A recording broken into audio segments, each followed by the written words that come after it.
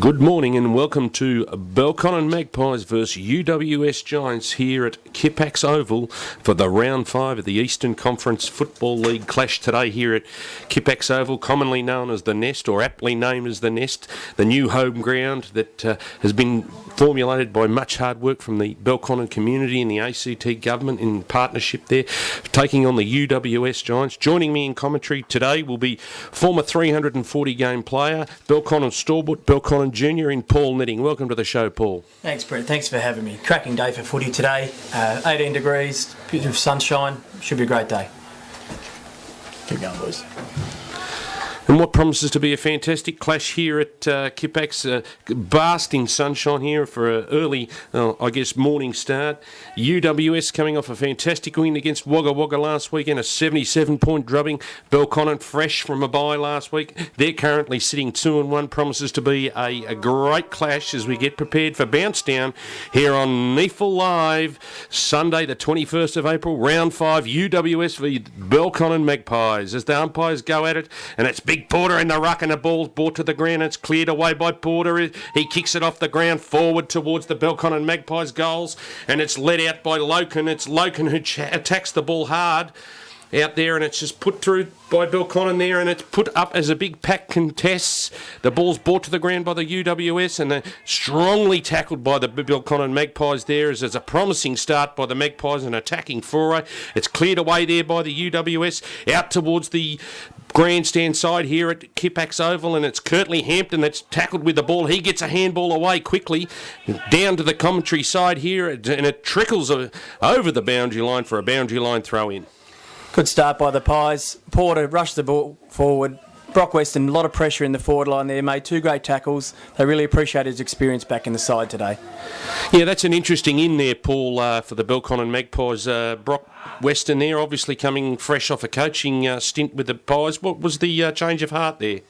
Yeah, probably retired a bit early, Brett, at 29, and a multiple premiership player, but a couple of years assistant coaching, but still continuing that role this year, but back playing on the field. Yeah, it's great to see him back as Dominic Bunyan miskicks the ball there and puts it out of bounds on the full there, just on the grandstand side. Still 0-0 here at UWS with about, we've just played on 2 minutes here as they bring it back in through the corridor, and it's brought over to number 42, and that's Mark Wiley for the Giants. The Giants clear the ball through Hampton down towards the centre wing, but it's a poor kick straight into the waiting arms of Big Porter, the ruckman.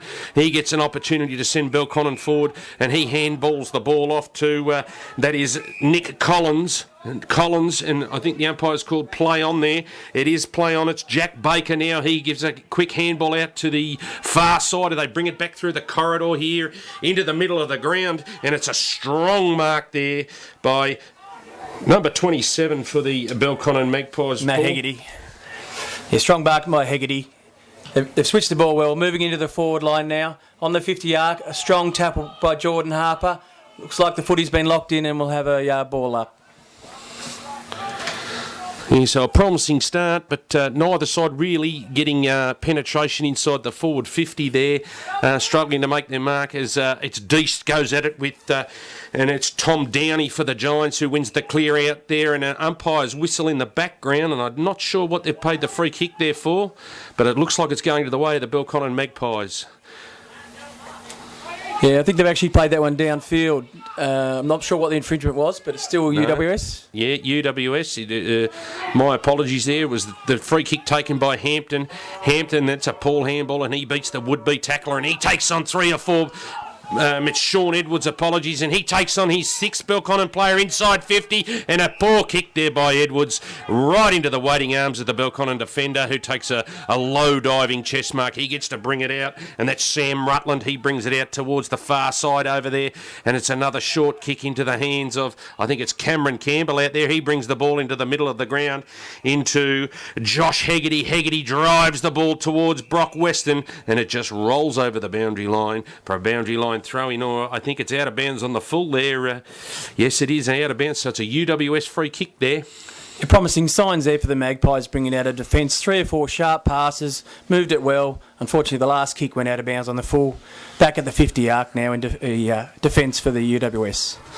It's in the hands of Darley. Darley for the UWS Giants. Of course, a number of changes from last week, Giants. I think there's 7 or 8 changes. And Big Downey puts the hands over the back of, that is Wilson. Wilson drives the ball forward to Brett Thornton, the former Carlton footballer. He drives the ball with a quick chip kick, and it's just punched away out of his hands. That's good defence there by Collins. Collins with another handball away to the other Belconnen defender and his teammate. Ball along there to Chris Jansen. Jansen with a nice little chip kick there, and it's in the arms there of the Belconnen player who just playing this little chip and chase game at the moment, Paul. Yes, they seem to be working our defence well. That was Cam Campbell getting it across half back. They've sent it in now, looking to switch out the other side. Is there a distinct change in the game styles from Belconnen this year, Paul, as opposed to previous years? Because, there doesn't seem to be those big, tall forwards that Belconnen have been accustomed to. Just hold the opposition at bay with short chipping. Yeah, there seems to be a focus on really hitting the shorter targets and the skills, particularly coming out of the back line, rather than blaze away, hit your targets. And that's a great goal. I think it's Ryan Turnbull, first for the Belconnen Magpies, and the first for the game. And that's a great hit from, I think it's Ryan Turnbull down there. His first goal, the Magpies' first goal, and they go to 1-0 to UWS, yet to score. Yeah, really breaking the lines there, Ryan Turnbull. Ran through the 50 hard, made sure he slotted the goal, and the Pies get the first goal of the game. So we're just heading back to the centre bounce. Impressive start to the game. The Pies look like they're pretty focused, controlling the football well. They're being composed in the back line, looking to switch, bring the football out quickly and try and really spread the Giants. It's back to the middle of the ground as Porter and Downey go at it, and it was won by Porter but sharked by the UWS as they bring it out towards the centre side now, going into a forward foray, and I think it was hands in the back there, and they've called play on. Thornton caught behind with hands in the back. The Belconnen player in Collins, he sweeps it away, and it's into the arms of, I think it's Porter again, or is it Chris Jansen out there? It's into the hands of Weston. He brings the ball inside 50, but it's taken away, and that'll be a free kick there to the UWS Giants defender, and that's Kirtley Hampton, whom seems to be playing behind the ball, as in that sweeping role there, Paul. Yeah, he does. He just seems to be patrolling across half back. Looks like they want to get the ball to him to bring it forward, use his polished skills. Absolutely, but he lets himself down there with a poor kick, and it's punched away there by Nick Collins for the Belconnen Magpies, and it'll be a boundary line throw in far side at Kippax Oval. Round 5, North Eastern Football League Conference. Of course, winners already. Queanbeyan Tigers defeated Aspley at Dairy Farmers Park yesterday by 3 points. They used their get-out-of-jail card, and a weekend that sees a number of clubs with buys as Belconnen storm forward, and that's a good mark there. I think it's Matthew Loken, the former Collingwood Magpie, now Belconnen captain coach. He'll be lining up directly in front, 45 metres out, Paul. How will he go? Yeah, I think he'll slot this one. A really strong long kick. It was a great build-up there. Lexi Bennett, under real pressure in the centre, gave a great handball away to the running player who's hit Loken up with a beautiful pass.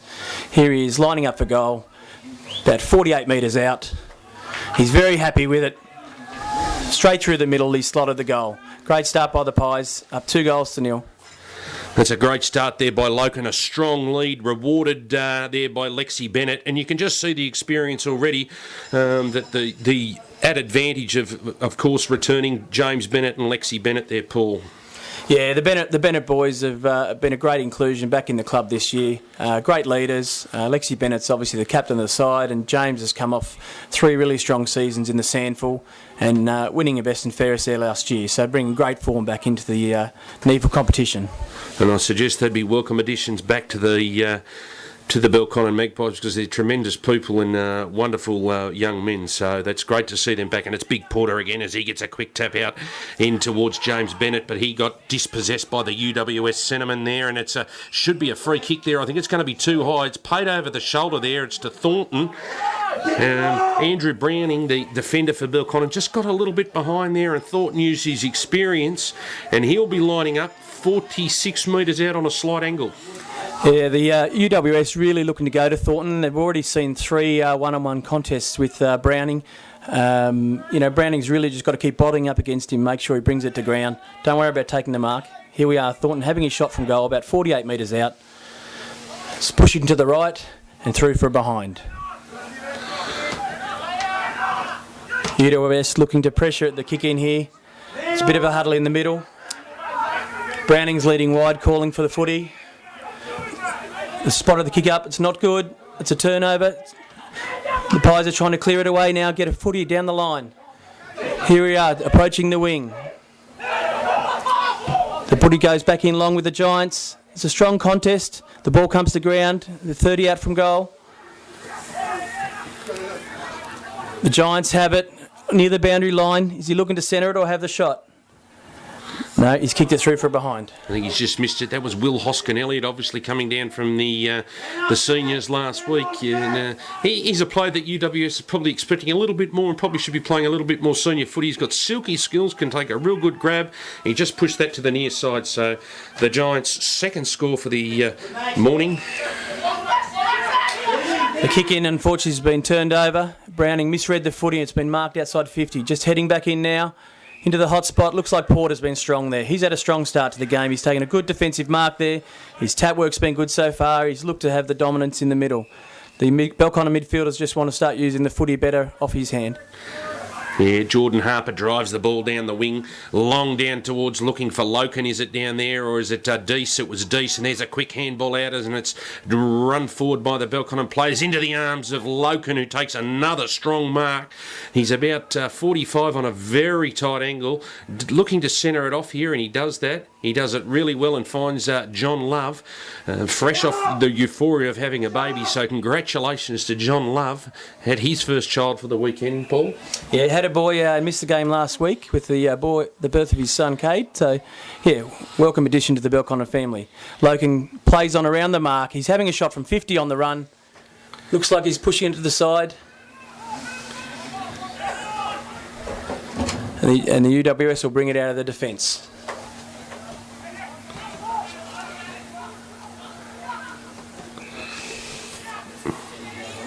It's a short pass.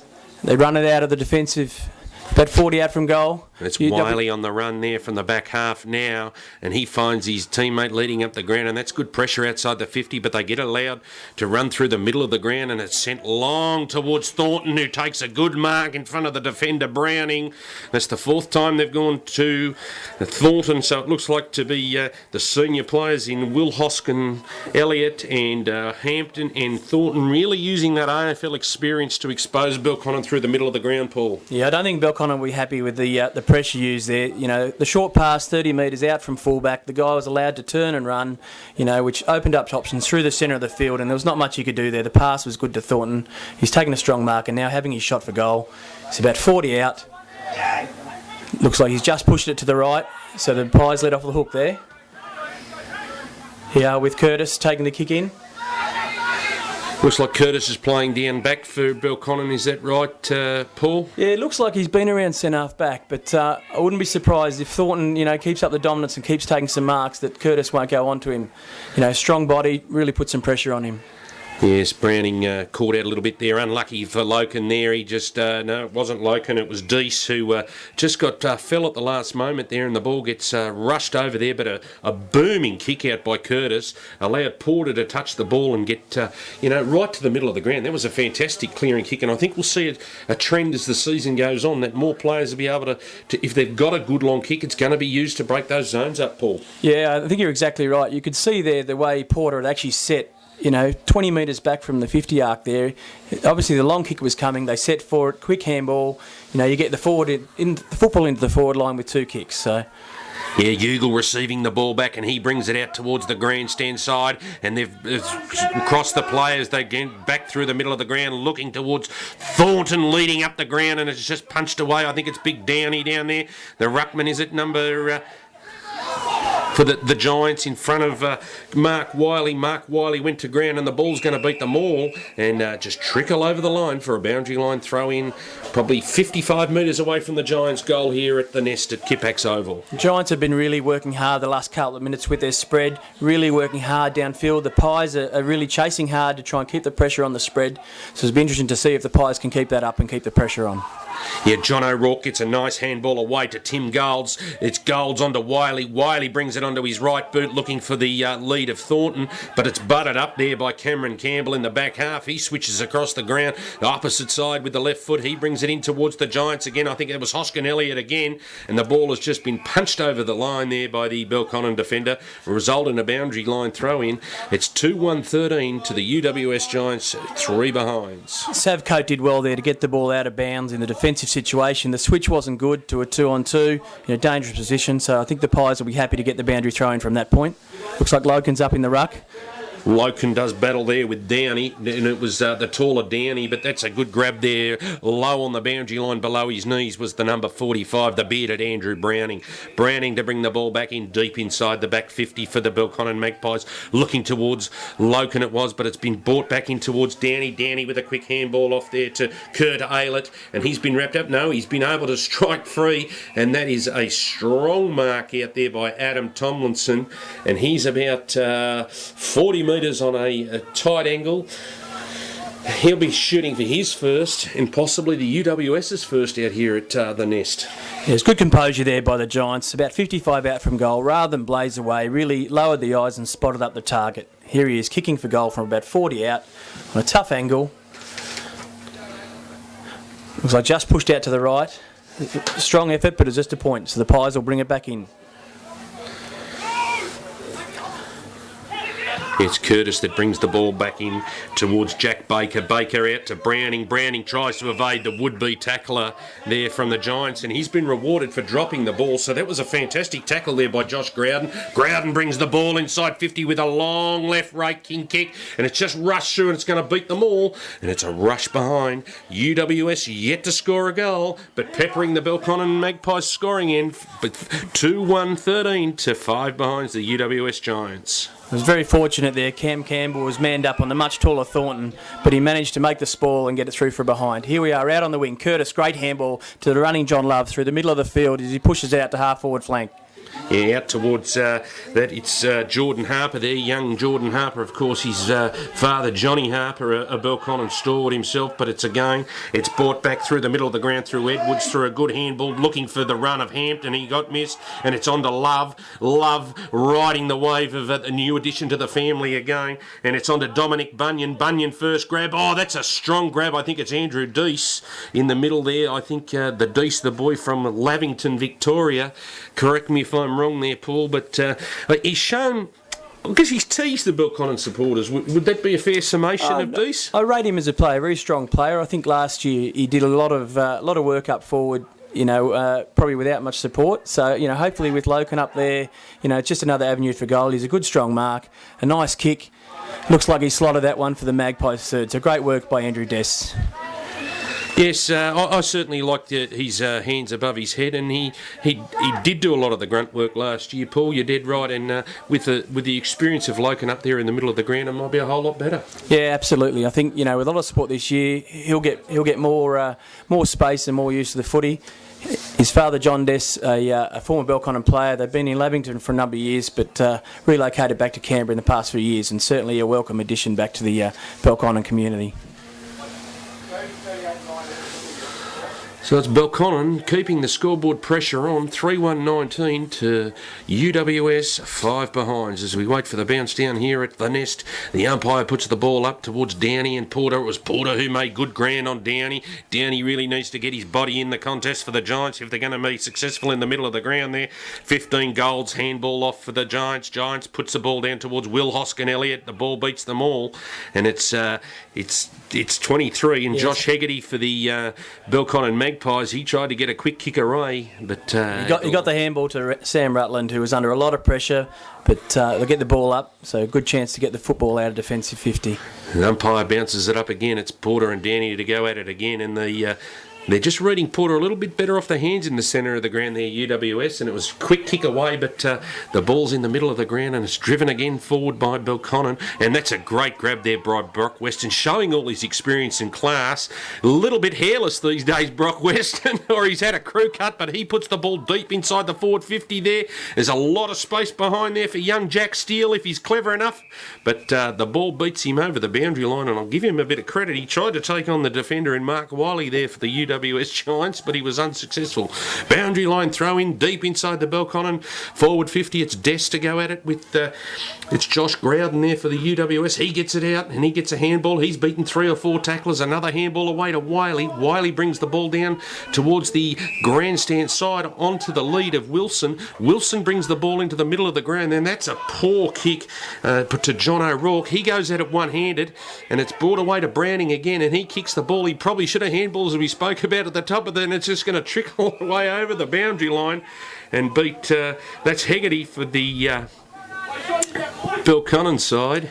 Yeah, as Belconnen coaches would be concerned about the last couple of stoppages, is where the Giants have been able to run away with the footy and break a couple of tackles and then hit the targets downfield. So Pies want to really tighten up in that regard.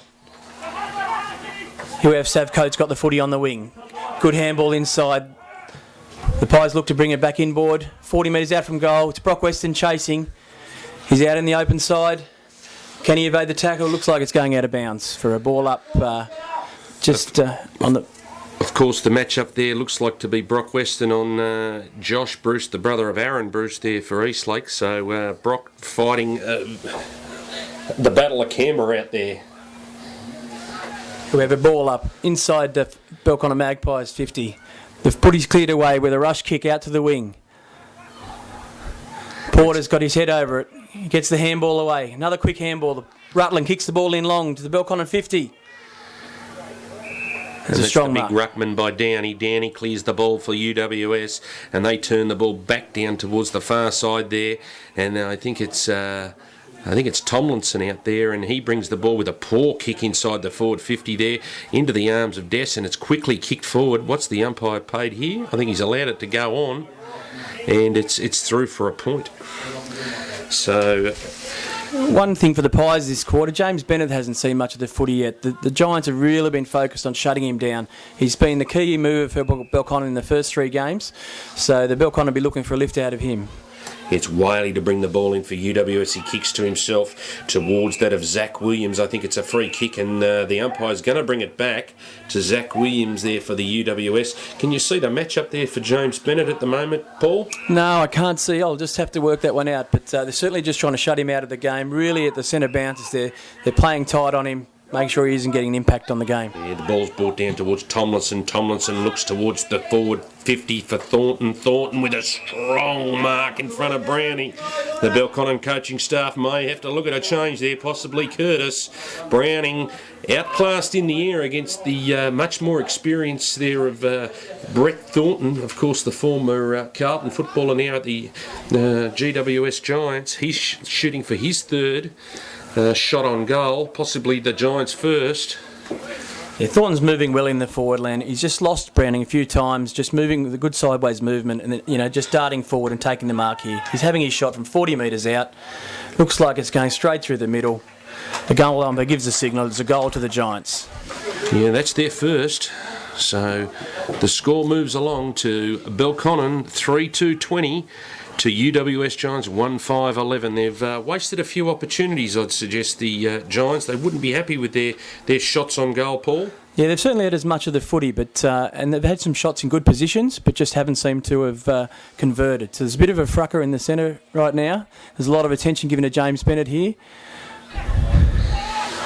Looks like the umpire's thinking, I'll just ball this up. Don't worry about the funny stuff. So... That's it. And what they do need to do is the umpires in that situation need to just ball it up and make the play go on. As the umpire brings it back, it's Porter and I think it's Tomlinson in the middle of the ground for the Giants. There it was, and it should be a free kick to Tomlinson. He was held without the ball, and yep, it was. The much smaller Tomlinson, he really competed well in the air there. But James Bennett copping plenty of attention as Tomlinson drives the ball towards the lead of Thornton again, and then Browning gets below his knees and hands the ball out, and the Belconnen player was tackled a little bit high there. The umpires seemed to have been blindsided by it, but nonetheless, the Giants with some good forward pressure there, with the ball up directly in front, 30 metres out. The ball goes at it, the umpires, and that's well read there by Taylor Adams as he sharked the ball, the only one running at pace there, and unfortunately, he's missed another opportunity for the Giants. Yeah, beautiful movement by Adams there, cutting through the pack, got it off the hands, and the ball there snapped for goal, but unfortunately just kicked the point for the Giants.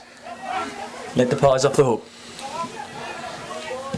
And that's a good kicking out towards Browning here. No, he hasn't found him. It's into the arms of, I think it's Sean Edwards there, and he clever little left footer there as he finds Will Hoskin Elliott. Elliott brings the ball back into Kirtley Hampton. They go through sets of hands, and it's Hampton again with a quick snap, and that's a great kick there by Kirtley Hampton for the Giants second, and they put some scoreboard pressure back on the Pies. How will they respond, Paul? Yes, well, they really want to not let the Giants run away with it for the rest of this quarter. It must be approaching quarter time now. Hampton, good work there to shake the tackle of James Bennett, snap the ball truly, really strong through the core. The Giants have really had the control probably the last 6 or 7 minutes, Brett. So the Magpies really want to probably lock it down in the middle now and try and see out the quarter. Yeah, I think you mentioned something just earlier in the call, Paul, which I thought was very valid. It's where the Giants are able to actually have scoring shots from is inside. They're not very difficult shots, are they? So they should be a little bit further in. They'd be disappointed with that, Paul. Yeah, I think so. Most of the shots have been from sort of 35 or 40 metres out in the hot spot. So I think the Pies are really looking to shut that space down inside their defensive 50. If they're going to have shots, really push them wide and make it a tough position. Absolutely. As the ball's brought into the middle of the ground there, but you could see the class of the UWS players that have played a little bit of senior footy in Hoskin Elliott, and you could see Sean Edwards there, and under the finish of Kirtley Hampton, who shows some freaky skills. But the umpire back in the ball there, so it's Big Porter to go at it with Downey. That's what shapes as a pivotal clash all day, and James Bennett is wrapped up with the ball there. And the umpire will probably pay a 50 there against, it'll be against Nick Collins, I think. No, it's actually Sharp, 27. I've just been advised it's Sharp for the Belconnen Magpies. Yeah, I think he's just calling the ball up just as the footy was released, so a bit unfortunate there.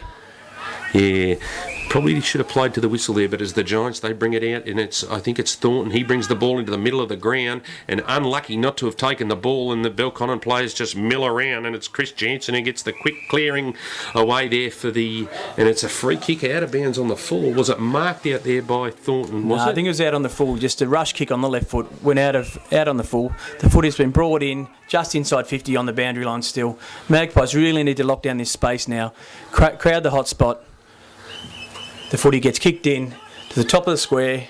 A flying attempt for a mark there, but it goes through for a point. That's their seventh behind for the afternoon here, so it brings the score along to 3-2-20 to 2-7-19. A point in it out here at the Nest. Round 5 NEAFL action for the Eastern Conference, and it's the Giants again peppering the goals in towards Thornton. A strong lead of Thornton. He was moving quite well inside that forward 50, creating all sorts of headaches for the Belconnen defenders. They just dropped off him there, and he's going to have about his 4th shot on goal. Looking for his 2nd for the afternoon, Brent Thornton. And it was a poor kick out that led to this situation. Probably the Pies need to start looking for Matt Porter from the kick-ins. He's been strong at every contest like that. Probably need to get back to going to him long and get the numbers to him at the fall of the ball. Thornton pushes in for his shot at goal. He's pushed it just to the left, and it's a point to the Giants. Looks like they paid a free kick here. Looks like Thornton's must have remonstrated after he's had the shot at goal, and the looks like Jack Baker will get the free kick in the back pocket about 30 metres out from goal. The score counts though, so he doesn't take the ball off him as they bring it out towards the commentary box side. It's in the hands of Nick Collins. Collins takes on Tomlinson, and it's a good pass to Browning. The big bearded Browning, he brings it back towards the grandstand side with a good grab there to... That was Collins again. It was Collins again who followed up his work of earlier. He switches the ball inside towards the corridor there, and I think it's young Ryan Turnbull, is it? No, it's not. No, it's Jack Baker there, who's been playing fullback much of the game so far. Jack Baker drives it long out to the Belconnen half-forward flank, and they get a free kick. I think it's a big free kick there to Dess. Yeah, it's Andrew Dess. He just worries the UWS players with his size there in the air and his ability to take front spot. He drives the ball forward inside, another forward 50 there, and Loken was just a little bit unlucky there. He was swamped by Hampton and a couple of the big UWS defenders, but Loken to do battle in the boundary line throw in there towards inside their 50, about 25 metres out. It's Downey versus Belconnen. Belconnen wins the tap, but it's sharked by UWS, and it's Nathan Wilson with a quick little kick towards Thornton, who just nonchalantly bends down and picks it up, and he gets a 50-metre penalty. I was a little bit unsure whether that went the required 15 as the tugboat siren sounds for quarter time. 3-2-20 to the Belconnen Magpies. UWS 2-8-20 with Thornton lining up about 45 directly in front, Paul. Yes, the pass did look a little short there, but irrespective, they paid the mark. There's a bit of a fracker on the other side of the field now. The umpire heads over while Thornton's lining up for goal. He'll kick from probably about 49 metres. Here he is as he pushes in, slightly off centre. He kicks long. It looks like he's very happy with it. He's got the left hand up in the air. He's kicked the goal. Hit the post. No, sorry, just hit the post. So an early celebration. As we go to the quarter-time break here at the Nest, it's UWS who've got their noses in front, 2-9-21, with a glut of scoring opportunities. Belconnen 3-2-20. We'll be back shortly here for more round 5 of the Eastern Conference. Belconnen Magpies v UWS Giants. Belconnen Magpies v UWS Giants in a glorious day out here at the Nest at Kipax Oval. It's the UWS who snuck their noses in front at the quarter-time break there. 2-9-21 to Belconnen 3-2-20. Paul, how did you see the first quarter? It was really the story of two halves there in the first quarter. You know, Belconnen seemed to control the game early on, moved it well, you know, got out with the first 3 goals of the game. But the last 10 minutes, the Giants certainly really controlled the footy. Thornton got off the leash. He's been really active. He's been, had the better of Browning in the last 10 minutes. So, you know, the Pies are really going to have to focus on that matchup. You know, what are your thoughts about how they deal with Thornton down there, Brett? Interesting. I know Loken's had a couple of shots on goal, and they're looking to settle Matthew Loken down in the forward 50, but Belconnen need to find someone that can drop in behind or drop in front of Thornton and control that play, otherwise the game will get away on them. As we get set for the bounce for the second quarter, as the tugboat siren sounds, it's Big Porter to go against Downey in the middle of the ground. Interesting, James Bennett very well held in that first quarter as the bounce favours Downey, and the umpire will bring the ball back for a rebounce. James Bennett, an interesting first quarter there, Paul. Yeah, he was pretty well held there. Taylor Adams seems to be wearing him like a glove. He's just following him around everywhere, putting a lot of pressure. There's a few off-the-ball incidents as well, so it sounds like, he's definitely had the better of that matchup.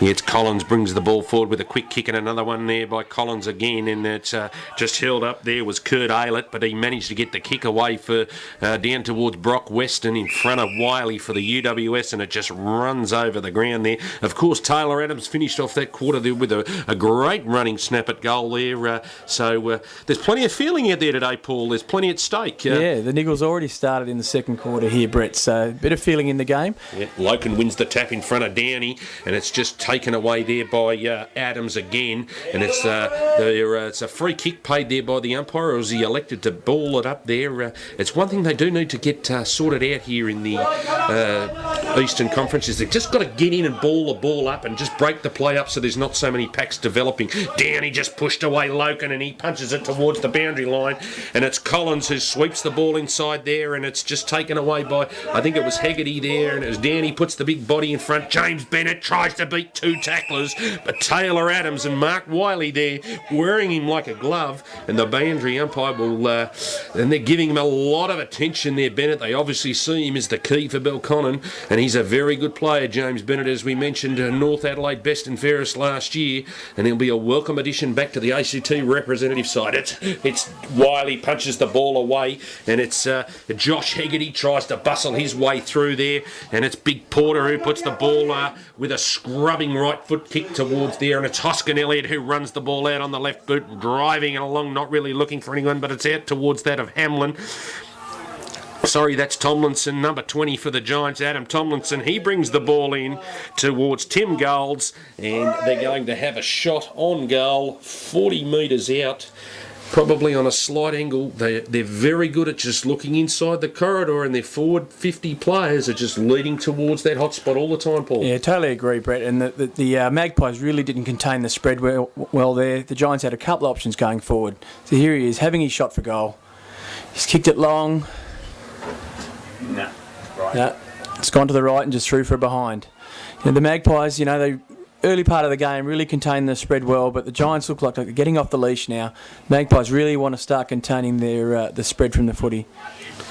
As the ball's brought back in there by the UWS, and it's out towards the run of Hampton there. He toes the ball along the ground. It evades Wilson there, and it's the Giants who... they don't really like the bruise football, do they? They like to get out and just clear the ball at every opportunity. Don't like playing the contested footy is what I've picked up early. Yeah, Paul. I think I agree, Brett. They really show some urgency getting that first short handball out of the contest and really just want to run and get away from the contest. Run with the footy. Quite often they're, kicking from behind the wing to their key, forwards such as Thornton, about 35 or 40 out from goal, Brett. Absolutely, and you mentioned the spread there at the top of the program, and it's Edwards who punches the ball forward for a quick kick, and it just dribbles outside for another boundary line throw. You mentioned the spread there. Just explain to the people that don't understand when we talk about spread, the run and spread, Paul. Well, I suppose when you get a ball up, say 50, defensive 50 for the Giants. As the footy's coming off the ruckman's hand, and if they win the footy, they're really spreading forward, running forward of the footy, very hard, making 2 and 3 leads to get out into the space. Some guys, pushing up through the wing into the forward line, becoming an option. So, the Pies have to really work hard to then contain that spread. In the ball, and that's James Bennett who takes a mark there in front of Michael Gibbons, the 19 for the Giants. That's Bennett's first kick for the afternoon. He brings the ball down towards Brock Weston, on towards Des with a great handball on towards Ryan Turnbull, who pushes the ball towards Loken, and he's caught behind on this occasion. And the ball is cleared away by the former Canberran in Bruce. Bruce drives the ball into the middle of the ground for the UWS Giants, and they get another attacking opportunity. A long ball, hands in the back there against... I think it was Thornton on Browning, and that's what Browning has to do, is he will get the free kick if he plays in front. He's got some good body positioning there, and it's just brought across to the other side there to John Love. This is the important kick I see for the Magpies, and it's brought across to Browning again, a little short chip as they transfer play, and a poor kick there, and but he's been good enough to get out of it. Was Nick Collins. He brings the ball, hands through Jordan Harper. Jordan Harper takes him on and wins again, and it's a free player out there. I think it's Cameron Campbell on the far side. No, he provides the shepherd. It's Campbell. Brings the ball in towards, I think it was it was Dominic Bunyan on the lead there, and he brings it in towards, and it's just chopped off there by the UWS as they bring the ball back in through the corridor. It's Josh Growden with a quick handball out towards Edwards. Edwards, the pace of Edwards and the skill and class of Edwards, brings it out towards the grandstand side. Tomlinson was outnumbered there by Love, and he rushes the ball over the boundary line. He was able to get inside the 2 there and rush the ball over, and we'll have a boundary line throw in directly in front of the Nest grandstand here, Paul. There's interesting movement from the Pies there forward. Curtis did well running down the wing, got it to Bunyan, but unfortunately the last kick went to a poor 2-on-1, so the Giants just ran away with it quickly, and here we are back out on the pavilion wing. And it was Hampton there with a quick kick out of the contest there, and neither side really able to assert their authority at this stage in the the 3rd or 4th minute of the second quarter. It's the UWS Giants by 2-10-22, 3-2-20 to the Belconnen Magpies. Round 5 Eastern Football Conference. It's Geordie Harper. He's got he shows a lot of skill there. He's not frightened to take on the opposition, and that's a quick kick there by the Coat, I think, the Reverend Coat, don't they call him the Reverend out here at Belconnen? It's out towards John Love. Love feigns the handball, but he goes back and puts the kick down towards Loken, is it? No, it's Bennett. On towards Turnbull. Turnbull with a quick kick and a good grab there by, I think it's Des, is it? Yeah, strong mark by Andrew Des, yeah. In front of the Giants defender in Mark Wiley. So Des, those big hands again proving a handful. He does move well inside that forward 50, Paul. Yes, he's a really strong mark, the footy, and probably around 6'4", 6'5", but moves very well. So, he's been the shining light up forward for the Pies there. The footy wasn't, to his advantage. It was a popped up left foot kick, but he was good enough under pressure to really take a strong mark. He moves in to take his shot for goal. He's pushed it out to the left for a behind. That's their second score for the quarter. You get the feeling the Pies are really going to have to convert well today, Brett.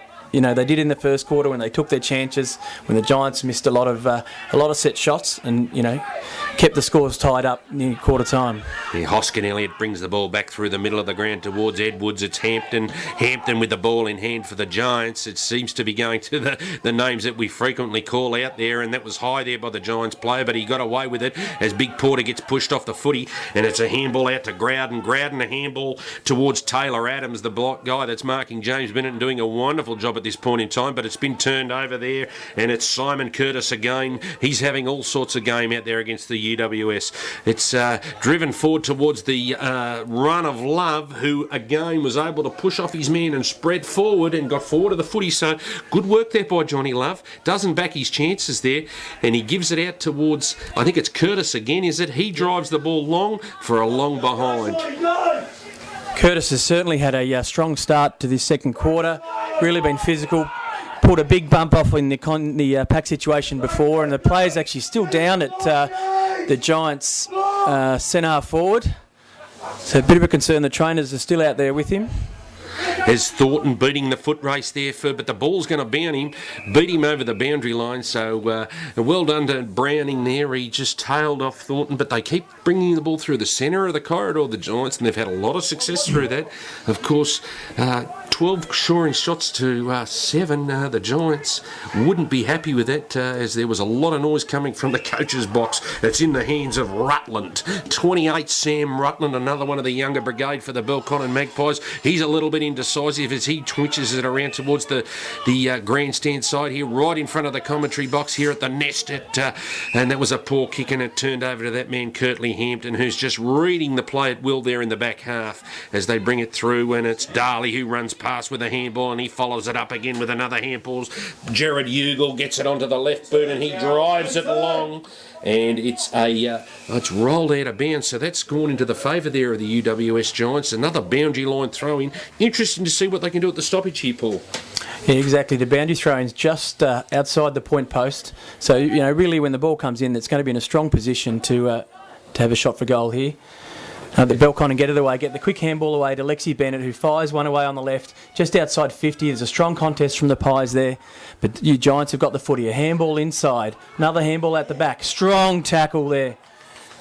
The Giants have got the footy still, though. It's Hampton again. He's seeing a lot of the footy, isn't he, Brett? Absolutely, it's on to Buntine. Buntine puts the ball on his left foot. But that's clever play there by Curtis. He's having a whale of a game out here for the Belconnen Magpies at the Nest. Curtis drives the ball forward, and it's in the hands of Brock Weston, who's made the most of limited opportunities out in front of the Affinity electrical sign here, and it's just punched away in front of Dominic Bunyan there. So he couldn't make the body contact, just could have held his ground there, young Bunyan, but the UWS defender just knocked him off the ball as he was unbalanced there, Paul. Yeah, exactly. He's only got the sort of slider frame, but a couple of times Bunyan's made himself clear in the last 2 or 3 minutes. It seems like he's got the match up with Hampton, but Hampton's been getting more of that footy, so perhaps Belconnen will think of more of a defensive forward role and really try and shut down Hampton and shut down his run, because he's certainly having an impact on the game. Yeah, it was Dess who won the tap out there in front of Downey, but the ball was just rushed through there off the Giants defenders as they punched the ball through for a behind. It's Belconnen, the fourth behind, and their fourth score for the quarter as they take the lead from the UWS Giants. Well, the handball, it's a bad kick in there. The Pies have it just outside 50. Looks like Hegarty's got it. Hegarty's pushed it wide to Weston. Weston's just starting to get a bit more mobile. He's had a couple of marks in the last few minutes. Kicks a good pass inside to the young Jack Steele. He's a beautiful kick of the footy, this kid. He'll have his shot, though, from probably right on 50, which will really test him. And there's a lot of younger brigade out there. We've mentioned a couple of the names here. Jack Steele, obviously, Ryan Turnbull we spoke about, but Rutland. Just take us through a couple of these blokes. Jack Baker. Yeah, just some real talent, coming through. Some of these guys have played in the under-18s premierships in the last couple of years. So the Pies have won a few in the 18s and certainly developing their guys well into the senior footy. The likes of the Jack Bakers, Jack Steeles, so it gives some good promise for years to come. I don't know what he's called here, but Josh Bruce seems to have fumbled the ball over the line. It was paid a mark, but it is actually a behind to the Belconnen Magpies. So they're fifth for the afternoon. As out towards Edwards with a big kick down towards the sideline, but a great mark to that man Curtis again. He brings the ball into the middle of the ground. It's into Lexi Bennett. That's Bennett brings the ball with a poor kick out towards Thornton. Thornton paddles the ball back inside the out towards Coate. Coate takes them on in the headgear out there, and that was well done there. And it should have been a free kick to the Giants player. I think it was. It was a bit reckless there from the Belconnen defender. I think he's actually paid it to Belconnen that he's dived on the footy there as the player kept his feet. One of that new rule, Brett. We're still working out how to interpret it, aren't we? Well, he did point the other way towards the UWS favour for the free kick, but nevertheless, it's the Magpies who get to launch a scoring result, and it's Dess who claims the mark, but it's taken by Brock Weston under Collins. Collins with a quick snap on the left foot, and it's just been pushed wide. So yet another behind. They're sixth for the quarter. The Giants UWS not yet to score. The Giants have really been bringing the football out from the kick-ins far too easily.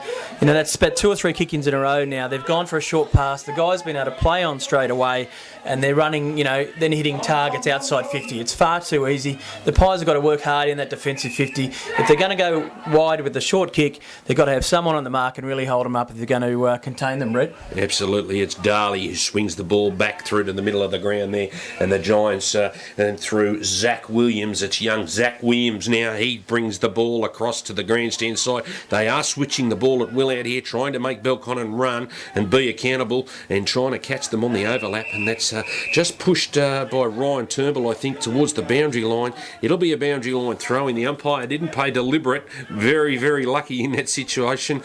It'll be... I think it's Dess, is it there, to go do battle with... Dess is in the ruck now. Yeah, against Big Downey there. And big boy Tom Downey for the... and it's a clearance there from Taylor Adams. Adams out to the run of Sean Edwards, the one that looks like... he looks like Hampton. They could be mistaken as brothers, and the ball just beats Brett Thornton over the boundary line. He puts his hands out. What are you doing to me? As he's making good position inside the 50 there. Neither side able to grab the advantage here, so... a very even tussle out here in the Round 5 Eastern Conference at the Nest at Kippax Oval. Basked in glorious sunshine here on this Sunday afternoon. And it's a quick kick by Love. Love wins the clearance, and it'll be yet another boundary line throw in what's developing as a scrappy contest. Yeah, good clearance kick there from John Love. Gets 40 metres down the field. About 80 out from their defensive end, so they'll set up again and try and get the footy forward. Have you noticed Sean Edwards is starting to have a bit more of an impact in this game now, Brett? Have you noticed the last couple of ball ups around the ground? He's really explosive from that contest. The hands over the top, and he was allowed to run in before. And as you said, Thornton was disappointed that the kick didn't get to him. And that was a quick kick by Williams, 51 for the Giants. He put it onto his left foot, and it's Chris Jansen as he tries to handball it over. It's Coate now who turns to his left foot. That's the Coate in the headgear, number 2, onto Jordan Harper with a quick handball over to Collins. Collins out towards the lead of Loken. Loken jumps. No, it was actually Brock Weston. Weston was beaten to the footy. He jumped a little bit early, but that's Dess now, and it's Jordan Harper who yet takes on another player in the middle of the ground, but he's been good enough there. It's out to Big Brownie. Brownie wants to hurry. A quick tackle and pushed as he kicked it a grubber along the ground. That's Hoskin Elliott, I think, there for over to Mark Wiley. Wiley with a quick handball, but Belconnen doing well in the clinches as it's out to Collins again with another worm burner out to Love. Into the class of James Bennett. Handball over the top to, I think it's Chris York. It is a goal there to the Belconnen Magpies. Their first for the quarter and their fourth. So great lead-up work there, and really solid in the clinches, the Magpies, Paul. Yes, it all started back with Dess there, just on the defensive side on the wing. It looked like he'd gone for a short spell in the ruck, Brett. So I wonder if they were trying to use his mobility, to really test the Giants' ruck division.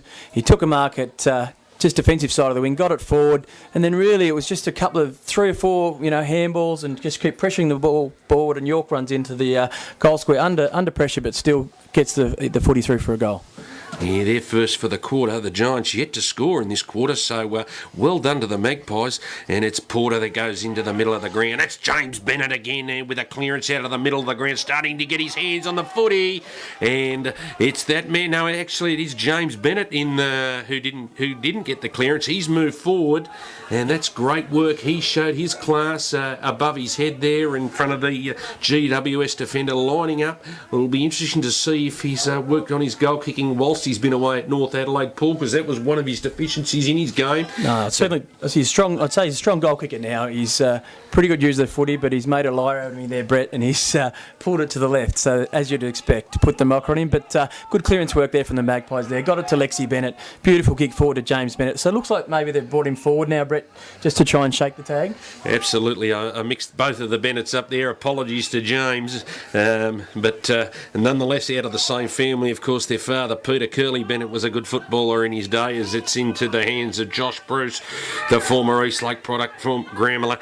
And it's out to Golds. Golds with another handball in towards Bruce. Bruce drives the ball down with the raking left foot. Oh, good grab there too. I think it was Brett Thornton again. He chips the ball over the top there. Wasn't good enough. He gave it a little bit too much air. Put Taylor Adams under pressure, but he was lucky to get a free kick there. He was pulled down in the marking contest. It's Adams, dead set centre wing. He brings the ball in through in towards the Giants forward 50, and it's taken away there by Josh Hegarty. Hegarty with his short chip inside to find Love. Love now with a decision as to where he goes forward, because this is the kick that matters. Love out towards the far side, and that was a good lead there. That was a fantastic lead by young Jack Steele. Steele brings the ball down towards Nick Collins as they just hold the ball up. It's Collins again inside towards Hegarty as they chip the ball around. Hegarty looking for the right option. He chips around again. I think it's young Geordie Harper with the ball there on the far side towards the Decoy and Actu AGL signs here at the Nest Kipax Oval. Round 5 Eastern Conference as we stream live into your lounge rooms. Brett Davis and Paul Netting, and it's taken away there by Jared Ugle, I think it is, for the UWS Giants, and he brings the ball forward in towards a forward 50 into the vacant goal square, and I think it's a goal there. Yeah. Yes, it is. Much to the dismay of Thornton, whose body language, I'm just picking some bad signs up there, Paul.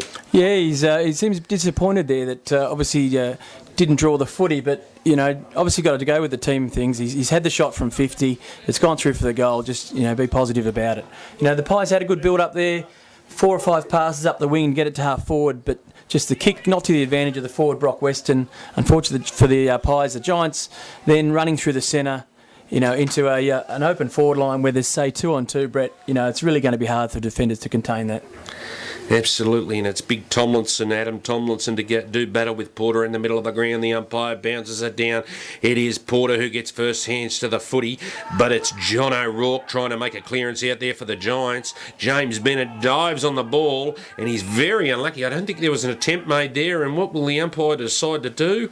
I think he's going to bounce it again. It's Wiley in the middle of the ground. It's Tomlinson and Porter to do battle again. Bennett wins the clearance out to Harper with a quick kick on the right foot, brings it down towards little Ryan Turnbull. He was quick to recover to the run of the Belconnen Magpies, and I think they've scored one there. Did you pick up who it was? Yeah, that was the captain, Lexi Bennett there, came streaming through. He was at the contest on the wing. When the footy went forward, he ran hard. A beautiful pick-up by Rabs Turnbull, just inside 50. A quick handball under pressure. Lexi Bennett kept running hard to avoid the tackler and slotted the goal about 30 metres out, Brett. Good play from the Magpies. Yeah, I really like young Ryan Turnbull. He showed a bit of promise a couple of seasons ago.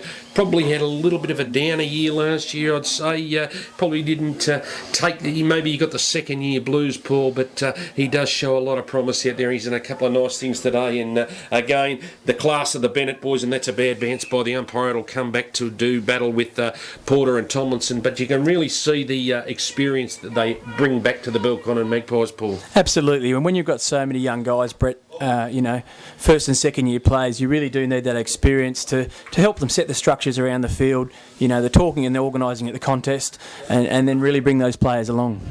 Absolutely, it's that man Curtis. I reckon he's close to best on the ground. He drives the ball forward again towards Loken, but he's been pinged for a push there as Matthew Loken, and it's Bruce who brings the ball with a poor kick towards the left, out towards Edwards. Edwards tries to take on the player in Lexi Bennett. Bennett kept his feet, and he also just watched the hips of the player onto Loken. He balks one with the left foot, and that's the Pies' third for the quarter.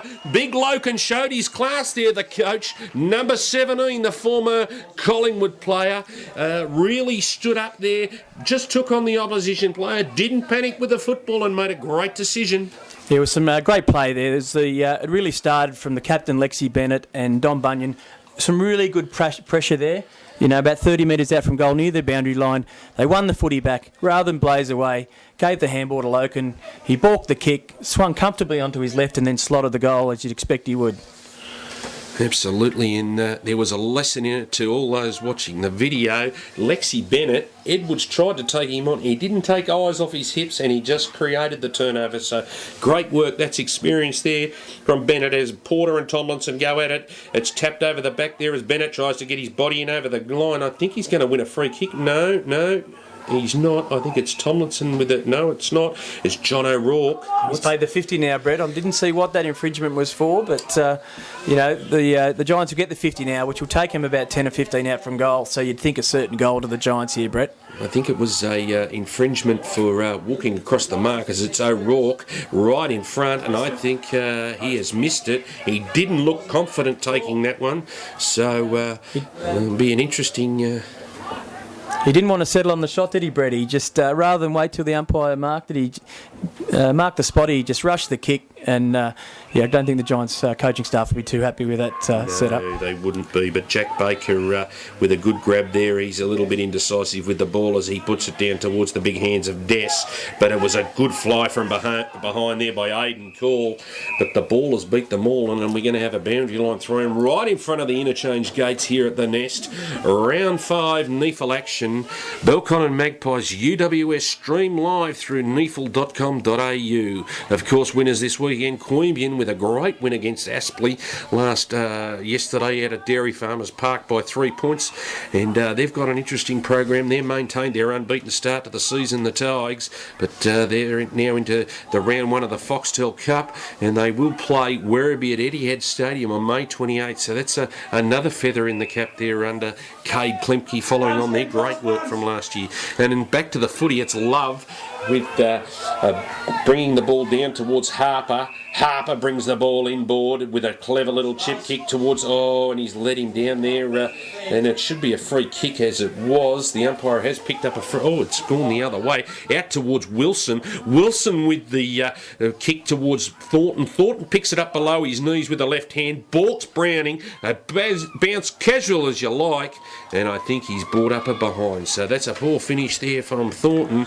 but it's the Giants second behind for the quarter. Belconnen 3-7, 1-2 for this quarter. It's 6-8-44 to 3-12-30. Belconnen by 14 points, Paul. Yeah, the football comes in from fullback. Rutland gives a good contest just outside 50. Harper, strong tackle. The Giants look to run away with it through Darley. Gets the scrubbing handball forward. There's Love there, it's pressuring now. The Magpies have really picked up on their intensity, I think. The tackling's been a lot stronger in the last 5 minutes, which has then given them a return of goals. Yeah, Ugle drives the ball forward towards Thornton. Thornton pushes towards the front of the position, but I think it's beaten all the players. And Gerald Ugle, the crafty little left footer for the UWS Giants, has popped through their second for the quarter. It's, these are the little things that all add up. It's Belconnen, like you said, they've intensified their pressure at the man. Their tackles are sticking, Paul. They're creating the turnover and not allowing the Giants runners in Edwards, Hampton, and probably Tomlinson and Ugle and Hoskin Elliott to get their hands on the footy and down to Thornton, who hasn't had many shots on goal this Absolutely, quarter. I totally agree, Brett. I think, if we look at the last 5 minutes, most of the kicks into the forward line have been rushed, and although that one ended up going through for a goal, Cameron Campbell, who now seems to be on Thornton, was putting a lot of body work on him, really, trying to stop the lead and really be physical in the contest. So looks like, he's had an impact there. So the Pies look like they'll persist with that change. So. Yeah, the Belconnen off-field coaching staff can take a dip of the hat there, Paul. I don't know who's assisting Matt Loken this year off the field. Maybe you're able to enlighten us. Well, a couple of the players are actually assistant coaches with James Bennett and Brock Weston, but Dave Curley-Bennett, the father of Lexi and James, is also one of the assistant coaches. So, a really good team there who working hard to develop the players. John Harper's doing a lot of work with particularly the younger group in developing the players less than 30 games. So, we're starting to see the benefits of that, Brett. It's Taylor Adams who gets caught with the ball there. It's a quick handball out to Gibbons, but it's taken away there by, I think it's Sharp with a quick left footer. And Brock Weston a little bit unlucky there as it's a rush behind for Belconnen. That's their 8th for the quarter, so Belconnen peppering the scoreboard, but unable to mount real scoreboard pressure.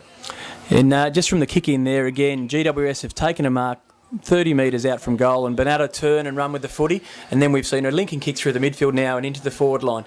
Magpies really got to contain that from the kick-ins, as it is Sean Edwards, who then runs into a goal and kicks the goal. That play with transfer was just far too easy, Brett. One kick in, he's allowed to turn and go, kicks it to the wing, and next thing Edwards has got the goal, easy goal in the goal square. Yeah, you probably wouldn't see the vision of where Edwards actually ran from, but he ran from half back to kick that goal, so he kept running, and it was good lead-up work there by John O'Rourke there for the UWS Giants, and that's their 3rd, and they've banged on 3 in about 4 minutes out here to really even up the contest. It's 6-9-45 Belconnen to UWS 5-12-42, round 5 here at the North Eastern Football League at the Nest here, as we wait for the umpire to bounce it down as the rucks go at it. It's big down here against Browning into the middle of the ground now. It's cleared away by Love. Love with the right foot straight down the middle of the ground. Caught behind on that occasion was Sam Rutland, but he made an effort to punch, and they keeps transferring outside towards the commentary side. It's out towards Wiley. He wrong foots James Bennett with a good handball over there to Bruce. Bruce lets his handball down. It's kicking in danger, but John Love tries to clear up. It's Adams again working hard at the stoppages for the UWS. Onto Hampton. Hampton beats one onto that trusty right boot towards Thornton. Browning backing back onto him. But it should be a free kick there to, I think he's paid it against Browning because he's in front, and Thornton not liking the umpire's decision. You'd be very careful. He's paid a 50 here too, Brett, yeah. I saw it, the hand was in the back there, even though it was a subtle touch, Brett. We know the rules now. You just can't afford to get the hand in the back there. He's remonstrated as well, which, the coaching staff won't like that one. No, big Browning. That's the benefit of playing in front, and we know the rules, as you said, Paul. So Browning, he transfers play towards Love. Love drops what he should have taken in front of Edwards there. And it's a poor handball, so that's a costly turnover here by the Belconnen Magpies. It's Edwards again. He tries to beat, but it's young Zach Williams. Zach Williams with a kick handball over the top there to Michael Gibbons. Gibbons with the right foot towards Thornton again. Can he make up for it? He does. Running back with a fly to the footy, right on the half-time siren. It's Brett Thornton, the former Carlton Blue, kicking the Giants 4th for the quarter, and they take a slender lead on the siren again for here on half-time at the Nest. It is a slender lead here, 6-11-47 to 6-10-46. Welcome back to round 5 of this North Eastern Football League clash between the Belconnen Magpies and the UWS Giants out here at Kipax Oval, commonly known as the Nest. Having a look around the facilities at half-time, I must take my hat off to the Belconnen Football Club and the hard-working citizens and members of their club. Paul, they've done an absolutely fantastic job here, and you were just giving me some of the history. Of course, and many people wouldn't know this, they've got the seats from the SCG.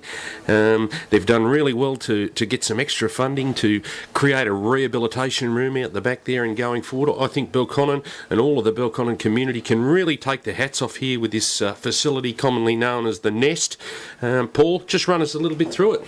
Yeah, well, it's been a vision for a long time, but come to fruition in the last couple of years, Brett, and with the Belconnen community putting in about 150,000 for past players and things, the licence club putting in money, and then building retaining walls, barbecue areas, coaches' boxes, all those sort of things, Brett. It's something to be proud of. Absolutely, as we do after half-time, 3/4.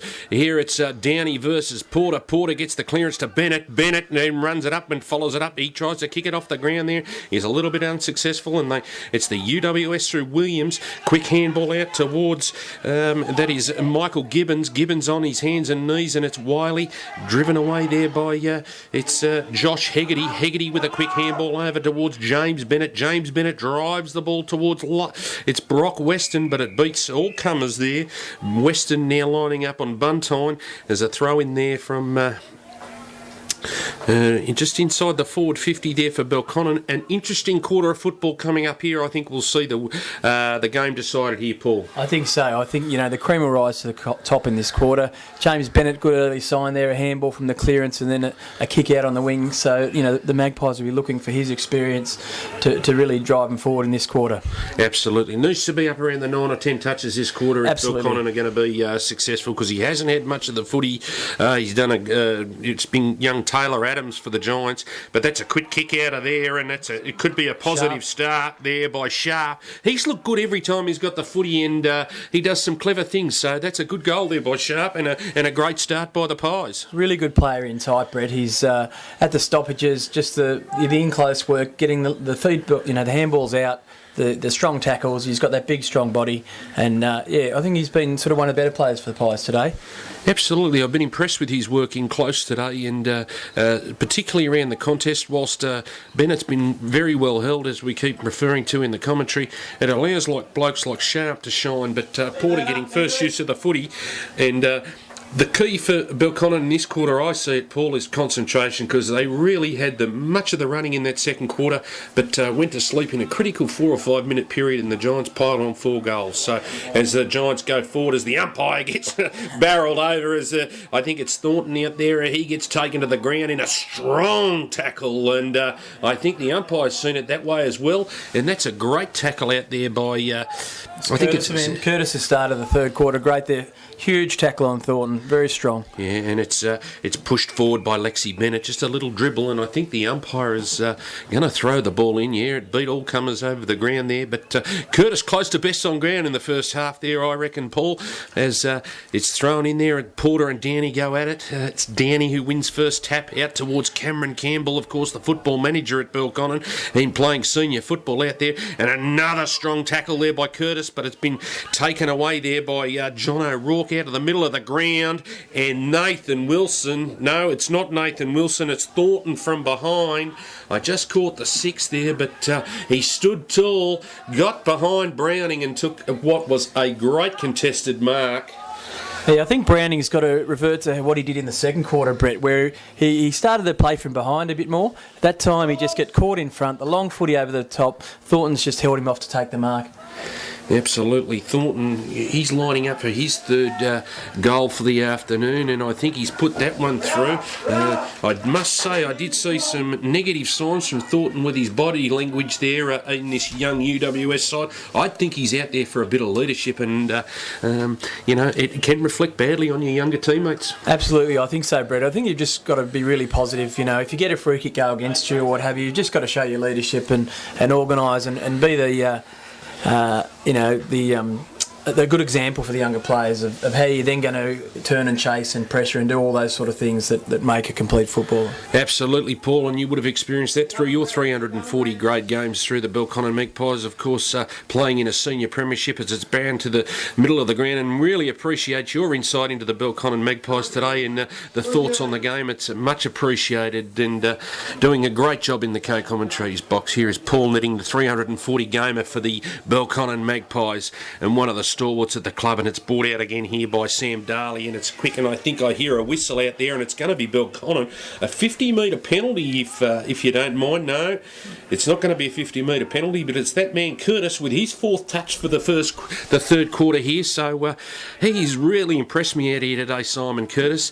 Is he going to have a crack from... I think he's having a shot. He is a booming kick, but if you're kicking from 55, you'd want to really latch onto it, Brett. So he's kicked it nicely. I don't think it's going to get the distance. No, it has. It's just got over the fingertips on the line. What an effort there. The free kick was paid 52 metres out. He's just gone back, launched a drop punt and sailed through for a goal. Pies would be very happy with that one. Yeah, absolutely. There's a little bit of a fracas there with Wiley and Bennett doing his best to upset the key playmaker for the Pies in James Bennett. Is Wiley really trying to get under his skin? But Simon Curtis, if you don't mind, cool as a cucumber, went back and backed himself with a strong 55-metre kick to kick Belconnen second for the third quarter as they punch ahead now. 8-9-57, 7-12-54, round 5 North Eastern Football League. We're streaming to you live, NEAFL.com.au, as the ball's punched forward there by the UWS. Tomlinson, he really needs to assert himself. He's going to play senior footy much this year, Adam Tomlinson. He lays a tackle. I thought it was quite a lazy tackle into the back of the Belconnen opponent there, but he gets up and a lot of push and shove and a lot of feeling out there in the contest, Paul. Absolutely. There's been a lot of physicality, especially around the stoppages.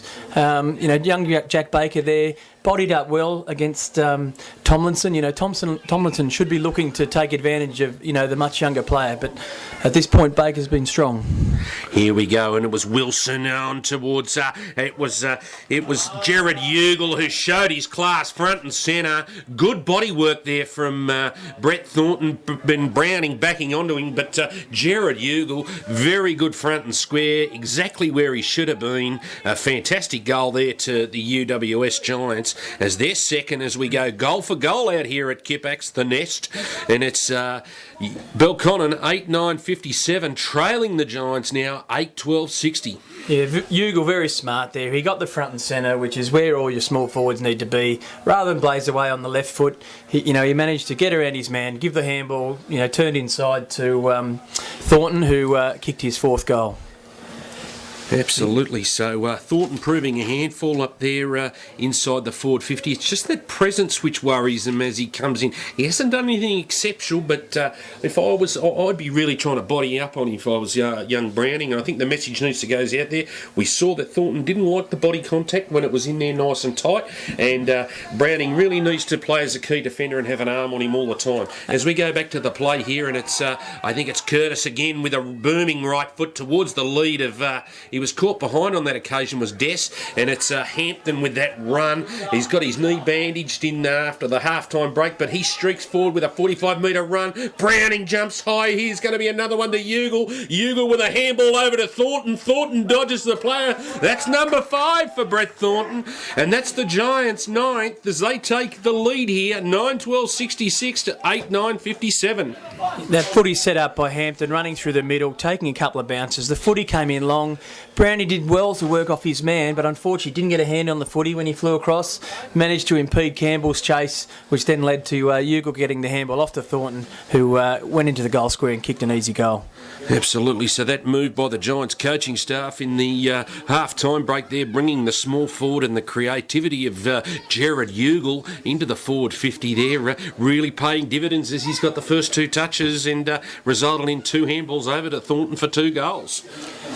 As the ball's brought back to the middle of the ground, as he puts his head down and burrows through, was James Bennett, and he's as strong as an ox over the footy, and it's brought down towards Jack Steele, who was just tapped over the shoulder there by Hampton, and I think we'll get a free kick to young Jack Steele. He will, and that's the benefit of playing in front. I have been really impressed, Paul, with the youngsters from Belconnen that we spoke about earlier. They don't look out of place here in Baker and young Jack Steele, and obviously Chris Jansen. I'm really impressed with some of these guys and the development work that Harper and Carl have been doing with these under 30 gamers. Yeah, some real quality there. The guys coming through as Jack Steele converts the goal from about 20 metres out on a not an easy angle, so a great goal there.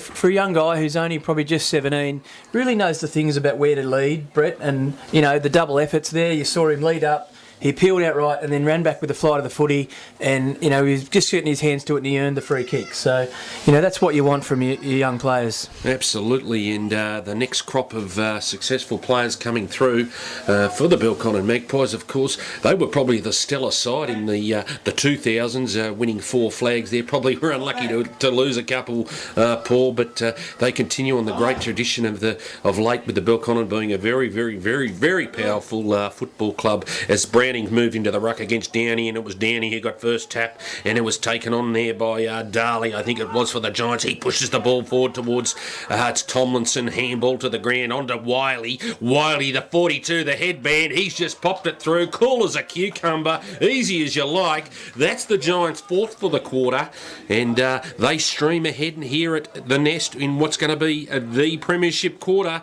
The side I think that can nudge ahead at three-quarter time here might take the points. If you will notice that Browning went into the ruck for that centre bounce, Brett, and Loken had gone back onto Thornton. So Belconnen have made that change. Loken was very strong at the contest there. He got in front of Thornton, really held his ground, brought the footy to ground, but the Giants were crumbing better, got the handball away and got the goal. Absolutely. So the change being made by the Belconnen coaching staff, whether he's done that himself, he's put himself onto the key playmaker in Thornton, and I think that's a good move. But it's Browning into the ruck, but it was big Downey that got hands to the footy. It was Lexi Bennett shuffled out. Actually, it's Lexi Bennett now with the ball in his hand as he shuffled it out, and that was Hampton in front there, and just getting front position. You don't want him to get to the footy as he just, with a poor kick there, gets it to dribble out, and we get a boundary line right in front of the SCG seats there, Paul, here at the Nest. So, just a little bit unlucky there, the Pies. Yeah, probably 3 times this quarter the Pies were taken into their forward line and actually hit it to the defender, playing in front. Just got to perhaps, go the longer target or lower their eyes to a shorter option. Those turnovers have been costly, so it's something they want to fix if they're going to get back in this game. Absolutely. Loken showed his skill and class in the middle of the ground there, but he turns it over through Nathan Wilson. Wilson with a booming right torpedo down to the front of the ground there, and it's Brett Thornton again caught behind, chips it onto his left boot, and it's cleared away there by the Belconnen defender. Is it Baker? It's Collins. It's Collins, is it? He puts it out towards Geordie Harper, but he just panicked a little bit at the last minute and he missed his target, and resultant free kick out of bounds on the full to UWS to get another opportunity to go forward. The Pies just seem to have dropped off with their defensive pressure. I think, Brett, if you notice there, the footy went out in the full. It took a fair bit of time to man up then and to really, get their structures back. They're really going to have to get much better at that if they're going to stay in this game. Currently down 9 points, but the Giants are surging. Absolutely, and it's 19, and that's Michael Gibbons who tries to skew it towards the goal, but it's that man again, Thornton, who's taken a strong mark in front of Browning. He's creating a real opposition nightmare in the back 50 there for the Giants, isn't he? Thornton showing all his AFL experience, looking for a senior recall, lining up for possibly his 6th. I think he's kicked 5-3 at this point in time, but proving a real handful inside the forward 50, Paul. Yeah, the kick was just blazed away, but he just knew where the drop was going to be. He protected the drop, Brett, and he goes in to try and kick his 6th goal. And it looks like he's pushed it across the face, so a let off there for the Pies. But they're really going to have to get that match-up right. You can't really see you want to take Curtis out of the middle where he's been so strong, even though he can play the key defensive roles. But they've just got to find an answer to that match-up. Absolutely, and that's a good kick in there, and it goes to the centre of the square. It's out towards Geordie Harper. The bounce eludes him. It's over again to Wiley, out to Williams. Williams with the handball onto Sam Darley. Darley drives the ball forward towards Jared Ugle. He's creating a real handful. No, actually, it's Edwards onto the handball of Ugle. Ugle handballs it inboard, and it's a wayward handball filing the Belconnen defender, and it's that should be nearly out of bounds deliberately there from it was Campbell, I think. There, but very fortunate to get away with that one. He'd hit that handball with some gusto, so a bit surprised he didn't get pinned there, Brett. Absolutely, very lucky to get away with it, but it's Loken doing battle with Downey, and then it's Josh Hegarty who tries to shark the ball away, but he's wrapped up by John O'Rourke in the middle there for the Giants. He's doing a power of work in the middle of the ground, this young John O'Rourke, and of course Wiley manning up on doing a real solid tag on James Bennett. They've elected to go very hard on them as the ball trickles out right in front of the commentary box here at the interchange gates, and the Giants used the opportunity to make a couple of swift changes. That's one thing I have noticed is the interchange bench for the Giants does work overtime. Yeah, they've been really getting the rotations going, working the different number of guys through the clearances. James Bennett breaks 3 through the centre here. This looks good for the Pies. They pushes it out wide. We've got Dom Bunyan, kicks a left foot scrubbing kick into the forward line. They're through for a point. So a little bit unlucky. Bunyan just didn't capitalise on the work of Bennett, and it's a quick kick in by the Giants, but well done there by young Jack Steele. He persisted at Tomlinson for the Giants, and we forced a boundary line throw in. So Belconnen get another opportunity. This is an area they really do need to get better at, is their stoppage work here inside their forward 50. They have got some opportunities. What they have allowed the Giants to do is clear the ball away from that stoppage zone too easily. Absolutely. There's been too many occasions where they've been able to run away from the contest, so they really need to get that forward pressure going, lock it in, and try and get the rewards from that. Absolutely. As we round 5 here at Kippax Oval, the Nest, home of the Belconnen Magpies. They've done an absolutely sterling job out here. It's very comfortable for the patrons and spectators alike. Plenty of amenity. So as the Giants go forward, it's out towards Tomlinson. Tomlinson takes an easy mark in front of there. It was, I think it was young Jack Baker. He took the mark in front of him, running with the flight of the ball. Not an easy thing to do, but Tomlinson made it look very easy. He'll be lining up 20 metres out directly in front. That's where the Giants have really had the advantage today. It was on their defensive 50. They get the running player through the middle of the field, kicks from the wing, the long footy for the guy Tomlinson running back towards the square, and he takes the mark. Jack Baker was close enough, but unfortunately the kick was just too good, and to his advantage, and he's gone back and he's slotted the goal. Absolutely. That's the Giants' 5th for the quarter. They now take the ascendancy 11-13-79 to Belconnen 9-10-64. That's Tomlinson's first for the afternoon, and as you said, Paul, they just inch ahead, and they do the little things just a little bit better in Belconnen at the moment, but the game not out of reach from the Pies. No, they're still in it. There's only 15 points in it, but you sense at this time in the game where the Pies have typically been stronger at the early part of the first 2 quarters, they're really going to have to lift in this next 5 or 10 minutes to put some scoreboard pressure on. Absolutely, and it's Porter to go at it. The 2 big men, Porter and Downey. It was Downey with first hands. It's out to Sharp with a clearing left foot kick down towards the hands of Dess. Dess had it cleared away by Josh Bruce, who's been an outstanding defender for the Giants down there today. He's done a stellar job. Out towards Taylor Adams, another one that's done a great job, been the first half there on James Bennett before Wiley switching onto him. That's Mark Wiley, 42. He looks a bit like Bjorn Borg there with that headband, doesn't he? He does. He could certainly slot back into the tennis, perhaps in the 70s and 80s. But a good effort by Jack Steele there to get a hand in and force the ball out of bounds for a boundary throw-in. The Pies really need to put some pressure on here, get a clearance and get the ball forward. James Bennett's caught with the football. We'll have another ball up.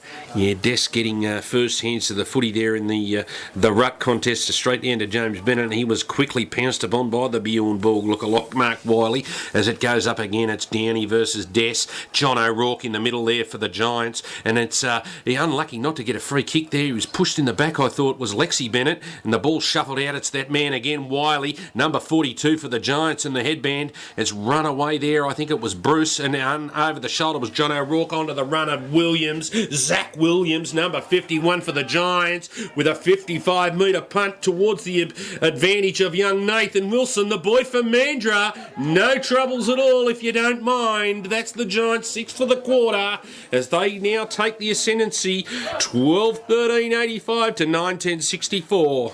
The Giants have employed a strong tactic in the last few minutes where they've been on their defensive 50. They've actually pushed their forwards outside 50 and, sort of 60, 70 metres out from goal. And then as the runs come through the wing, they're just bombing it long into the space. And that's how they've got their last 2 goals, Brett. Opening up the space, make it very hard for the defenders to get the touch and feel and really impede the attackers. Absolutely. What they have gone with is pace in the forward 50 with Ugle, Wilson, and those little guys with plenty of pace now mixing it up in there, which has made it hard for the traditional setup from the Belconnen Magpies. As we go back to the middle of the ground there, and it's Tim Golds who tries to clear the ball away, but he's beaten by it's out to Lexi Bennett, James Bennett, and it's that man Wiley who's really trying to make a real presence, a physical presence at the contest. He's been unlucky. He's given away a free kick. Yeah, they played one off the ball against Porter in the middle. Okay, and it's the big man in Downey. He runs away to Hampton. Not the bloke you want with the footy if you're Belconnen Magpies. He runs it forward, puts it down the throat of Nathan Wilson, the elusive Nathan Wilson. An interesting player for the UWS, GWS side. He's played a couple of senior games. He's looked good. He's kicked goals at that level. I remember him kicking 3 or 4 at Manuka in, I think it was one of the premiership games, but just unable to make his mark. He's at that mid sort of size, isn't he, Paul? Yeah, exactly. You know, he's certainly shown enough promise. It's just with the younger guys like that, you just want them to consistently show that effort. As he just pushes it towards the right of the post as the Giants continue to mount scoreboard pressure out here at the Nest here at Kippax Oval for this round 5 Eastern clash. And it's I think it's Curtis to bring the ball, Campbell to bring it back in towards, is it? It's Hegarty's got the footy about 30 metres out from goal, defensive end. Porter leads for him wide, but he goes longer. Curtis is on, he's out into some space, but the Giants close in on him here. But Curtis has got it again. He's still getting the footy. He did well over to Love. Love brings the ball in towards, is it Andrew Dess? It is, with a clever handball over the top to the run of Loken. Big Matty Loken, the coach, if you don't mind, gives his side another sniff as they mount another attack here at Kippax Oval. That's their 4th for the quarter, just to bring it back to a 16-point margin. So clever play there and a great kick out by the Belconnen Magpies. Yeah, it's certainly been a deficiency today getting the footy out from the kick-ins for the Magpies, but on that occasion Campbell's hit the target up 30 metres out. His turn and go, got the footy out to the wing, you know, a couple of smart kicks, a handball over the top and you get the goal. You know, coast-to-coast footy. The Pies will be looking for more of that attack, you know, bringing the footy out of their defence with great skill. Yeah, absolutely, as we bring the ball back to the middle of the ground, and it's a poor bounce by the umpire. It favoured Tomlinson there against Porter, and it's Taylor Adams with another clearance out of the middle of the ground. He drives the ball forward down towards the big pack of players. Wilson at the back, unlucky not to get a free kick as Big Downey crashes into the back of the Belconnen player in young, I think it was young Jack Baker, and he showed a lot of poise out to Harper. Harper brings the ball out towards the grandstand side towards Porter. He shows great poise and great skill for a big fella as he prances around out to Love. Love over the top to Ryan Turnbull. Turnbull, he gets a handball over the top in turn to Dess. Dess with a clever little kick towards, I think it is Josh York. Hegarty, is it? Or? No, it's Chris York's taken the mark. Dess just showed a lot of composure those last 2 entries. You know, the previous entry gave the handball over the top to the certain goal, and here again, Dess has got the footy under a bit of pressure. He's spotted up York on, you know, a short 15-metre kick, and York gets a chance now to get the Pies back even closer. They're down 16 points at present. Let's see if he can get them within 10. He shows a lot of forward awareness inside the 50 there, Andrew Dess. I really like him as a player, and he's done a couple of good things. And that's a great finish there by Chris York, obviously coming back after a year away. I think he travelled abroad. Is that right, Netto? No, that's right, mate. A lot of travelling last year, and good to see he's come back in good nick and, you know, keen to get back into his footy. So he's a welcome addition back to the club. You know, a former representative player as well, Brett. So, you know, any experience and representative players you bring back to the club are most welcome, of course. Absolutely. And the other thing in Chris's favour, he's got leg speed. So that was a good finish there by Chris. But great work by Andrew Dess inside the forward 50 there. Just didn't panic, didn't blaze away. Found a player in a better option as we bring the ball back to the middle of the ground here. Round 5, North Eastern Football League. It's the Giants by 9, 12-14, 86, 11-10, 76, the Magpies. As it's Williams who brings the ball out for the Giants. He pumps the ball forward towards Wilson, but it beats all comers over the ground, and I think they've made a change there. They've got young Nick Collins on Nathan Wilson there inside the forward 50, the Magpies. So both sides working overtime to get the right matchups, and that'll be a key as we move forward into finding out the victor for today. Of course, the Giants looking for their second win after coming off a thumping win against the Tricolours at Wagga Wagga last week, and Belconnen coming off the bye after a 2-1 season. So the Giants work the ball forward with a number of sharp handballs, but it's been turned over. The Magpies have it. It's with Sharp, I think it is. It's a great handball. Dess has taken the mark and played on. He's up on his feet well, across to Harper. Harper going inside 50. James Bennett's trying to get to the contest.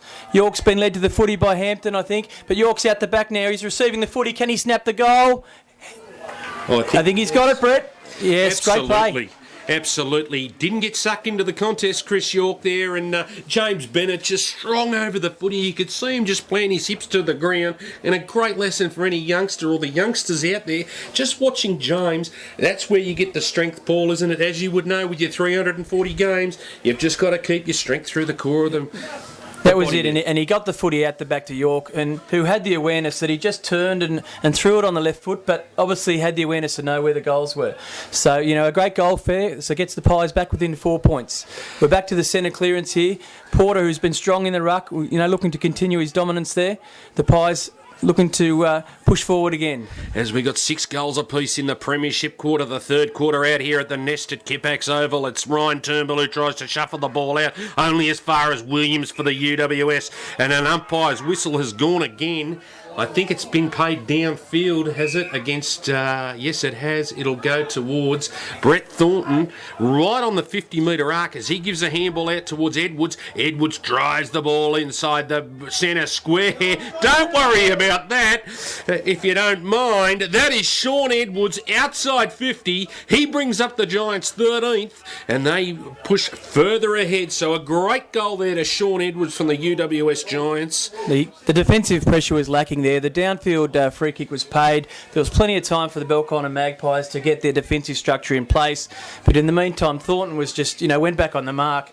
He had Edwards just standing there, just with a casual handball off where Edwards has run and had the shot from 50 and converted the goal. The Magpies needed someone there making body contact, always aware of that guy wrapping around the back to have the long shot. Absolutely. That was, you couldn't have telegraphed it any better. I guess we saw it from this vantage point, but a lot easier up here than what it is down there as the umpire puts it down towards Porter, and it looks like he's going to bring it back for another bounce. But as we trade blows out here in this quarter, as we've got 13 goals kicked in the third quarter, so they're trading blows. The next one should go to the Magpies if they keep true to their form, as Porter gets a big slap with the right hand there. It's tapped out towards Curtis. Curtis doesn't panic with the footy, looks for the right option in Loken. Loken's caught behind, lucky with not hands in the back. Brock Weston applies pressure from the back there, and there's a scrap developing against Loken. He gets a quick handball out to, it is Sam Rutland. Young Sam Rutland doesn't let him down, and true to form, they've traded blows.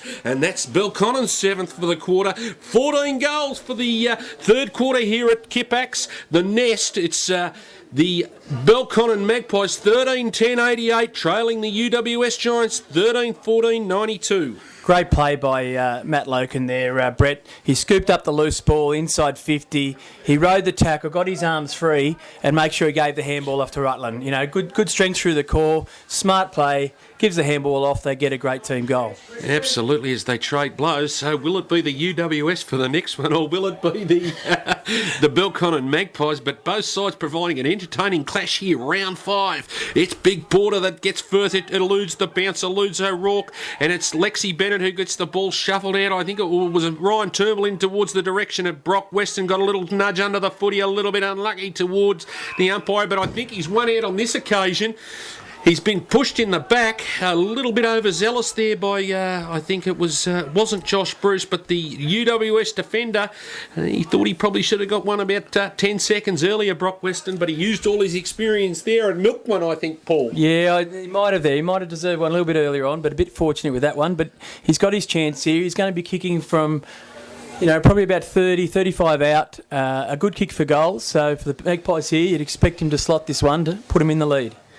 Absolutely, and the thing for the Magpies, it's their experience coming to the fore now. So he's a renowned goal kicker, is Brock Weston, but he's let us down on this occasion. We've put the moz on him up here, and that's what's been a very, very entertaining third quarter. It's 7-2 goals apiece here. It's 3 points. Belconnen 13-11-89 to UWS Giants 13-14-92. This is the one. Bruce brings the ball, handball in through towards Edwards. No, it's actually Hampton out there. Hampton brings a quick kick through, and the Giants are able to clear down towards it's Thornton again. Browning caught behind. It's on towards Edwards. Edwards drives the ball inside the forward 50 down, looking for, is it is it's Aidan Core, I think, on there for the Giants, is it? Yes, and he's got the ball in the forward pocket and he snapped it truly for a goal. Great effort there. No, it's Big Max King. Yeah, he's a big guy there, but showed his wares there. He was able to turn around, snap it on the right foot and slot it through for a goal. I don't think the Pies will be too happy there how quickly the ball got moved from end to end. Again, the Giants had their forward set up outside the 50, running back with the flight, opening up the space, and they've got the goal from that. Absolutely. It's the first time we've called his name for this afternoon. I think that might have been his first run, and his first touch was a great one. Big Max King there wearing the 38 for the Giants. He kicked their 8th, and as they just nudged their noses in front, 14-14, 98 to 13-11, 89 as the ball's cleared out. But he gets a nice hand on it, sharp there, but it doesn't. It's not. And it's. I think it's that man again. Is it King? No, it's not. I think it's Tomlinson. Tomlinson drives the ball forward in towards the Thornton direction. Ugle flies high and gives away the free kick. It was a bit of an overzealous. It's actually Edwards there for. Free kick's gone to Hegarty, I think. Yeah, just a overzealous leap there. You know, it wasn't the percentage play there by the Giants. The switch has gone across to Browning, who's taken a good mark out in front here. He wants to use it well. He's given it off to that man Curtis, who's been fantastic for the Pies today. He chips it upfield to Chris York to his advantage. The defensive play was on him tight, but the footy was still played to his advantage. York goes back on the half-forward flank, looking to centre the football. He looks for Bunyan, perhaps, coming into the 50-metre arc. No, Brock Weston's got it out on the far side. He looks to wheel around to send it deep into the forward line. Out on the lead. Oh, it's gone over the back. Who's going to make the contest? The football's gone. It's Lexi Bennett. He's given the handball off to Rutland. It's been knocked out. Bunyan's looking to apply the pressure. The Pies are fighting well in the forward line to lock it in. It's a quick forward, and it's young Geordie Harper. He takes the mark in front, and he's gone to play on. They've played a free kick the other way and a 50-metre penalty, I think, Brett. I didn't see what that infringement was for, but they've paid the 50 the other way, and the Giants will get the footy inside the centre square now. The transition is where Belconnen really need to work on if they're to get their noses in front at three-quarter time to mount a serious challenge here at the Nest here at Kippax Oval in this round 5 clash as they drive the ball forward, the Giants. It's actually turned over. It's Brock Weston, right set in the middle of the ground in the centre square. He drives the ball towards Geordie Harper, but he was comprehensively outmarked by Christian Carey on this occasion. Out towards Bruce on that trusty left foot. He swings it out to Kirtley Hampton. They're the blokes they want with the footy. He takes on Weston and balks around him, drives the ball towards Thornton and Ugle, but it was the class there of Stephen Coate running Ugle under the footy. He swings the ball, switches the ball over towards Chris Jansen. Jansen with the ball in his hand in the ball now as he drives the ball down towards the back flank. It's Browning who's made the running there. He really needs to work hard and get rid of the footy. Big Browning needs to tow the ball forward. He does. Browning gets the handball off, but the footy's been taken out of bounds. Just looked to play on there, Browning, but had to be really quick with his use to get the footy forward. But to his credit, you know, he's managed to work it forward and the footy's gone out of bounds. You notice Brock Weston's now pushed up into the midfield too, Brett. Looks like, you know, he's been up in the forward line, but they've looked to get him through the middle in the last few minutes just to try and use his composure and experience and good quality use. So they're trying to get Weston into the game. Absolutely, getting a bit of class and experience around the ball doesn't hurt. They can see, you know, there wouldn't be long to go in this three-quarter time. Unfortunately, the clock not working for us here out at the Nest. I'll have to get on to the electrician. Anything you can do about that one for us, Paul? Of course, the 340 gamer joining us here in the commentary box. Much appreciated your insight in. And it's York who pushes the ball down towards, I think it's Curtis there. Curtis running inside 50. Will he unload from outside 50? Simon Curtis, if you don't mind. Thank you very much. That's his second long bong from the afternoon, and that's the Magpies' 8th. There's 8 goals apiece out here at three quarters. 16 goals for the quarter as it's 3 points in it. UWS 14-14 98 to 14-11 95 Magpies. Sharp was instrumental there at the ball up on the near the boundary. You know, got the handball out. They worked the footy forward to York. Gets it off to Curtis, who, as we've seen, has been a fantastic kick for goal. He's had the shot on the run from about 52 and managed to slot it for his second long bomb. Of course, I think he's been the best player on the ground today, Simon Curtis. But he showed his class outside 50 there, and it's Porter to go at it again. He's been dominant in the middle of the ground there. Bennett shuffles the ball out towards Rutland. Rutland paddles the ball forward. Tomlinson uses his big body out towards Wiley, the Bjorn Borg lookalike. like, with the green boots. Like the old Adidas Roams out there at Wimbledon. It's out towards the pacey Ugle. Ugle brings the ball onto his left foot in looking for Thornton.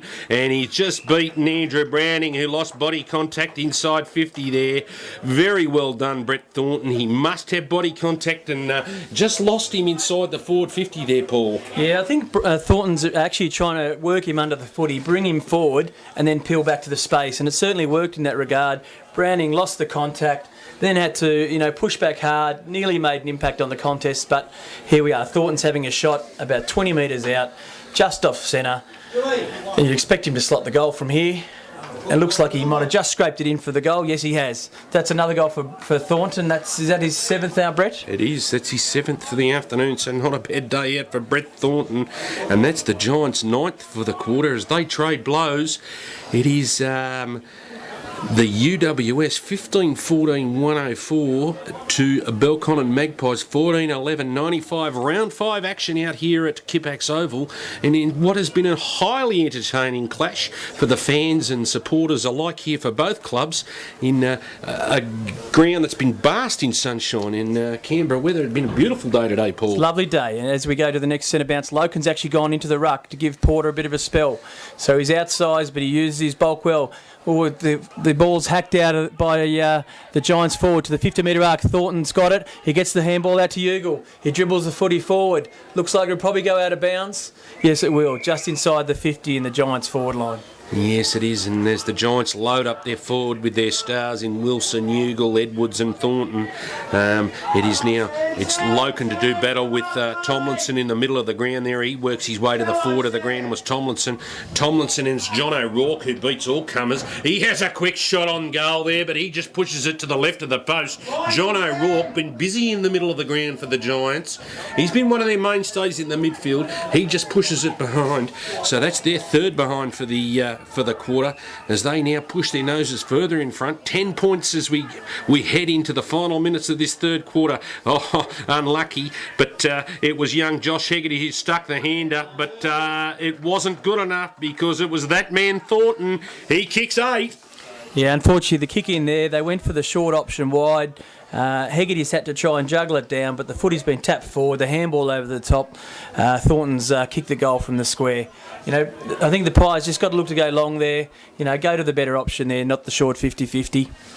Yeah, I think they need to go long because of the prowess, the scoring prowess inside the 50 from the Giants. So they're very, very. Every time they've gone long, they've created a scoring opportunity, the Magpies. So sometimes you've just got to stick to what works. It's been very effective for them, going long down the middle and getting it out over the back. So perhaps go back to that tactic as we go back to the next centre bounce. Loken up in the ruck for the Pies.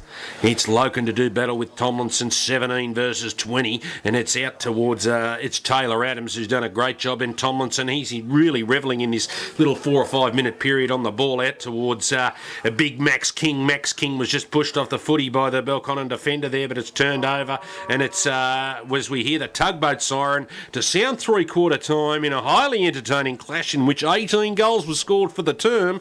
It is the UWS Giants 16-15-111 to 14-11-95. Okay, welcome back to round 5 of the North Eastern Football League Eastern Conference clash between the Belconnen Magpies and the UWS Giants out here at the Nest. It's the Giants 16-15-111 to 14-11-95 in what's been a highly entertaining clash out here.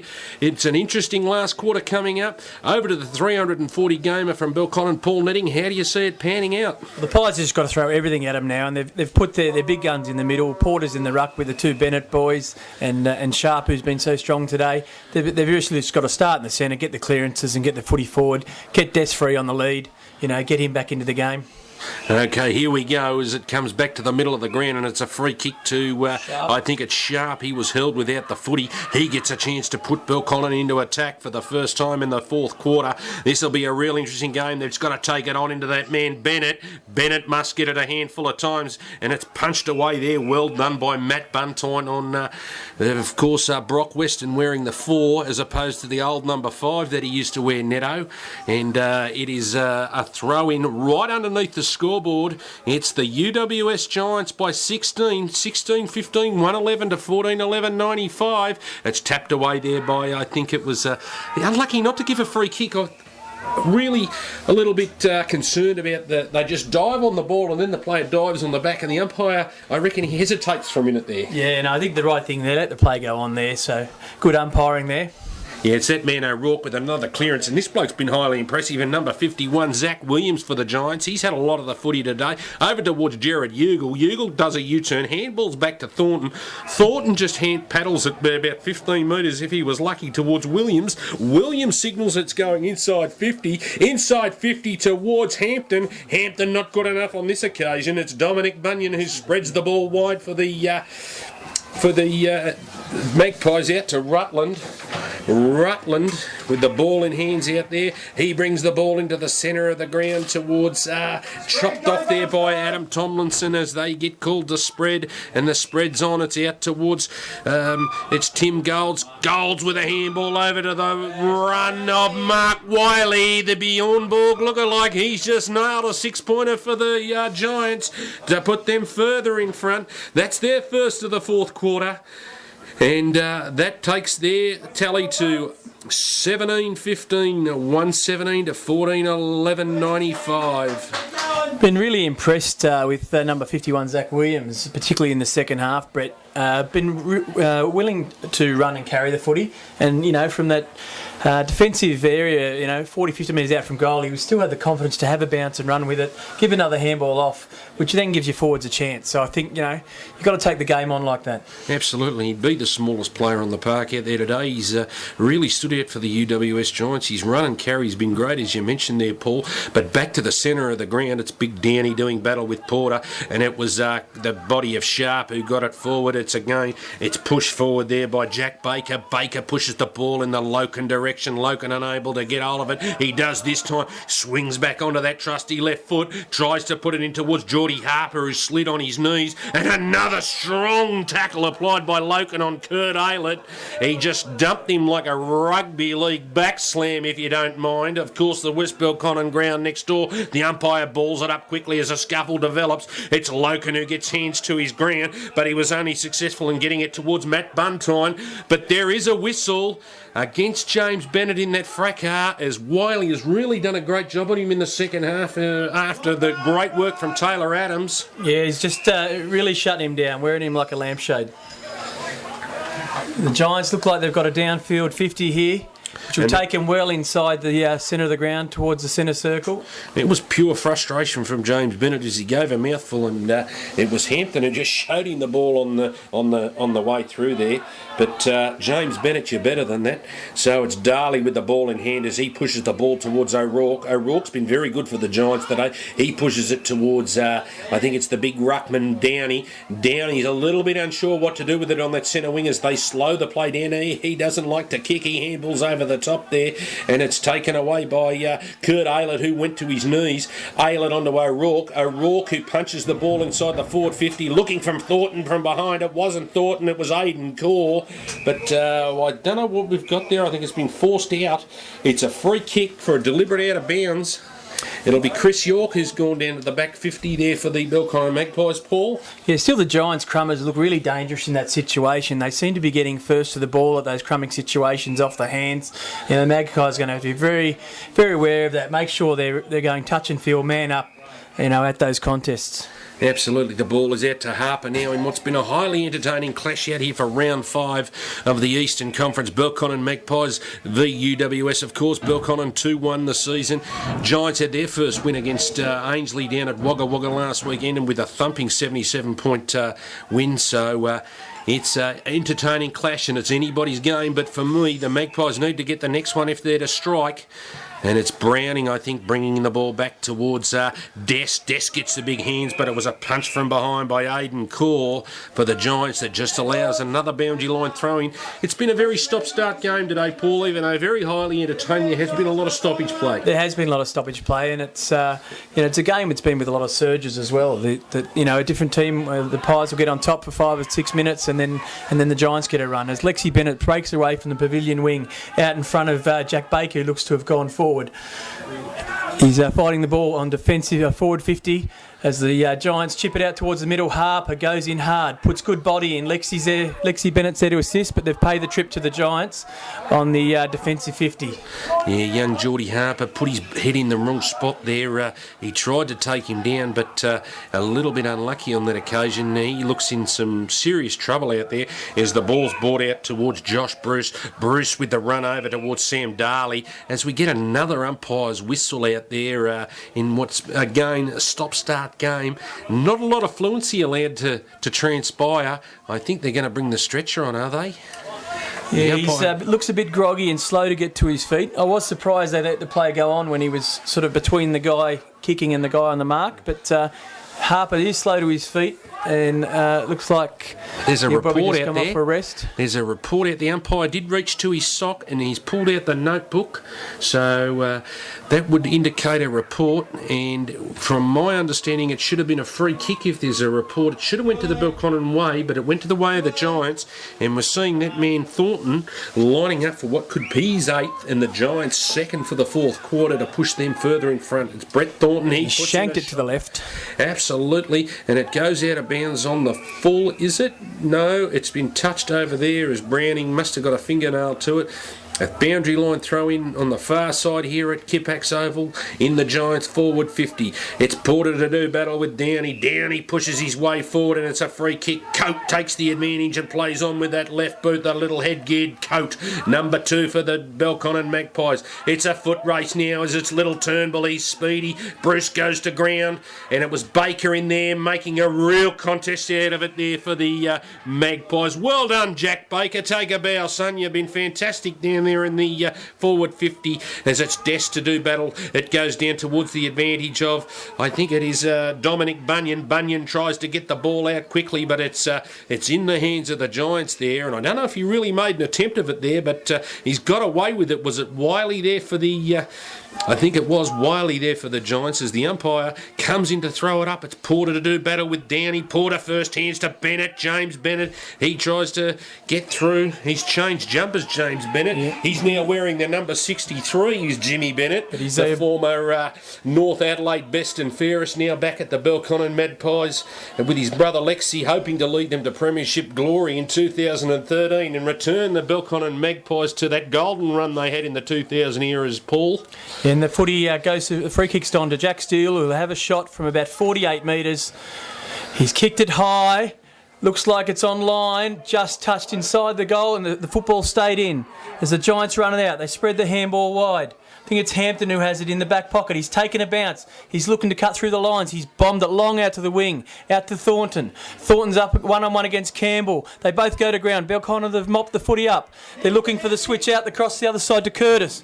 They're looking for more from him again this quarter. He's been strong all day. Browning needs to make a good contest here or protect for Coat. Coat turns back on the left foot. He goes into the forward line. Des is free. Can he get it to him? No, the kick wasn't good enough. It was chopped off there by Bunton. He's been solid down in the back 50 today for the Giants. He pushes it out towards Tomlinson. Tomlinson holds the ball up towards Ugle. Lucky if it went 15. The umpire saw it like that, and it was the head-geared little Coat, and he was unlucky not to get a kick. It's out to Sharp, and number 27 bends it back. Brock Weston pushes it into the post. The Belconnen Magpies unlucky. This is the transition that hurts them. It's brought in from the Giants out here at Kippax Oval. It's 117 to 95, 5 minutes into the fourth quarter. Anybody's game. It's young Zach Williams. He pushes the ball out towards Thornton. Thornton into the middle of the ground. It comes back into Taylor Adams. Taylor Adams takes on the Belconnen defender in Loken. He pushes out a quick handball again to Thornton. He's just playing with them out there. He's toying with them. A short chip over to Wiley. Wiley out towards, I can't see the run there of, it was Christian Carey. He was tackled with a footy when not in possession. I think the umpires viewed it as that. He's put his arm up, but it's tackled there by Matt Bunton in the ground. An overzealous tackle on Chris Rourke, and Rourke gets a chance to bring it away. Yes, as York's got it just inside his defensive 50. He's looking for options. There's not much presenting. It's gone out to Lexi Bennett. He's had to sit under the ball courageously, but the footy's been punched away. Thornton has it out on the far wing. He chips towards the 50 arc. Just goes over the top. It's running out with it now. I think it's Hegarty. He's cleared. He's got it out in front of Jack Baker. Jack Baker's it's Rabs Turnbull. He has a shot from about 40 out on the run. He slotted the goal. Well done to Ryan Turnbull. He made space inside the forward 50 there, and he used his pace, and it was a great transition there from Belconnen, and it was Chris York who didn't panic with the footy, and he put another scoreboard, so it keeps them within striking distance. 15 points out here in North Eastern Football League Round 5 at Kipax Oval, the Nest. It's Belconnen trailing the UWS Giants 15-12-102 to the UWS Giants 17-15-117. I think the Magpies have followed the Giants' lead there, and as the footy's in their defensive 50, they've pushed their forwards well up the ground and then leading back towards goal. It worked well for the Giants in the third quarter, and those last couple of occasions with the Magpies, it's opened up some space as well.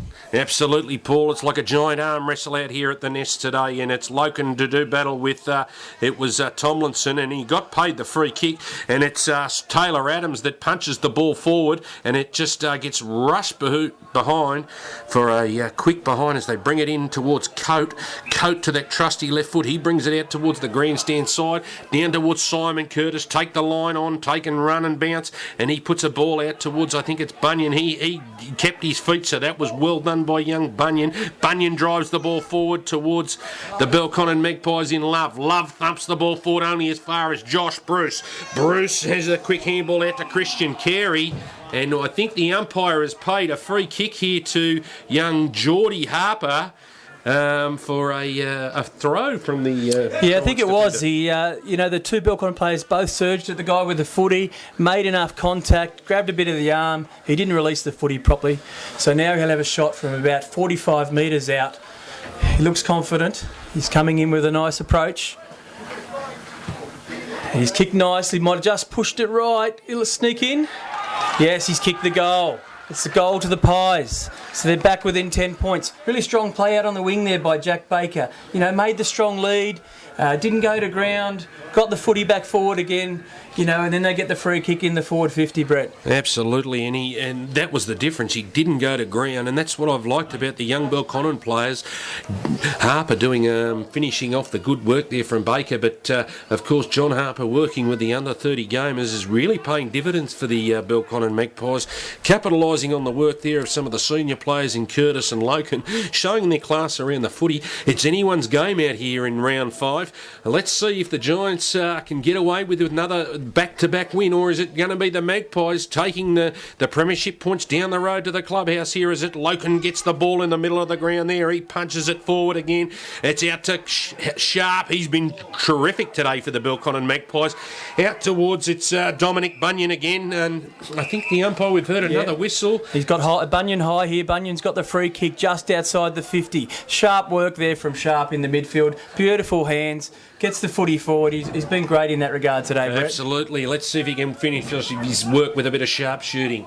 And it's young Bunyan having the shot, but this is outside his range, so I think he's looking to put it to the top of the square.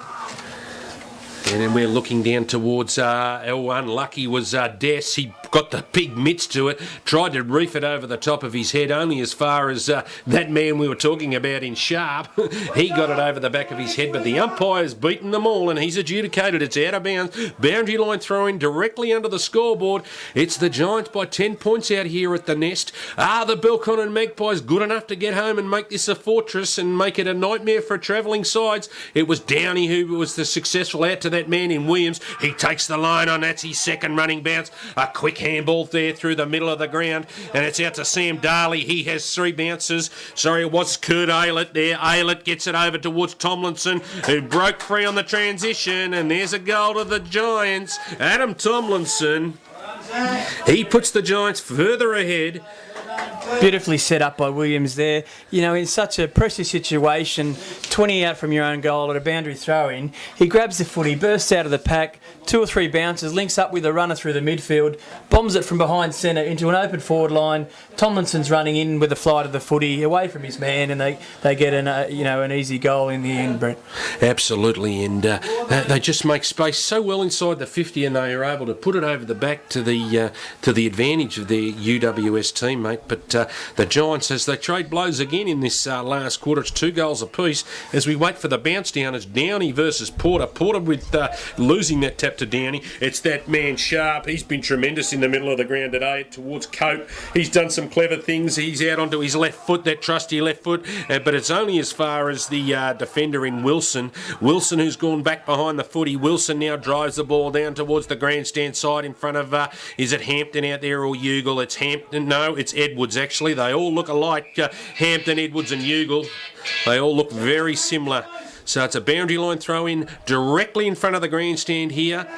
It's the Giants leading the Belconnen Magpies here in the Round 5 North Eastern Football League clash. It's Porter who gets hands to the ball, and it's only as far as Taylor Adams who gets the ball towards Thornton. Thornton goes to ground, but it beats all comers and over the boundary line for a throw in there. And just looks like the Giants at this point of the game have been pushing Wilson back as the extra man behind the ball now. So he's just sitting in front of Loken, who's at full forward. You know, they're probably looking now that they're 16 points up. Let's try and control the game a bit, slow it down where we can, and try and lock the Pies out of it. Absolutely, that's a good point. They're trying to play tempo footy here, the Giants. So maybe it's a time for Matt Loken to get in behind the footy and try and do the things at the other end as Porter works front position there. Only as far as the 63 in James Bennett, of course. He must have got a little bit of blood on the jumper, in an unfamiliar number for James Bennett, 63. He probably wouldn't have worn that since he's under 7 days.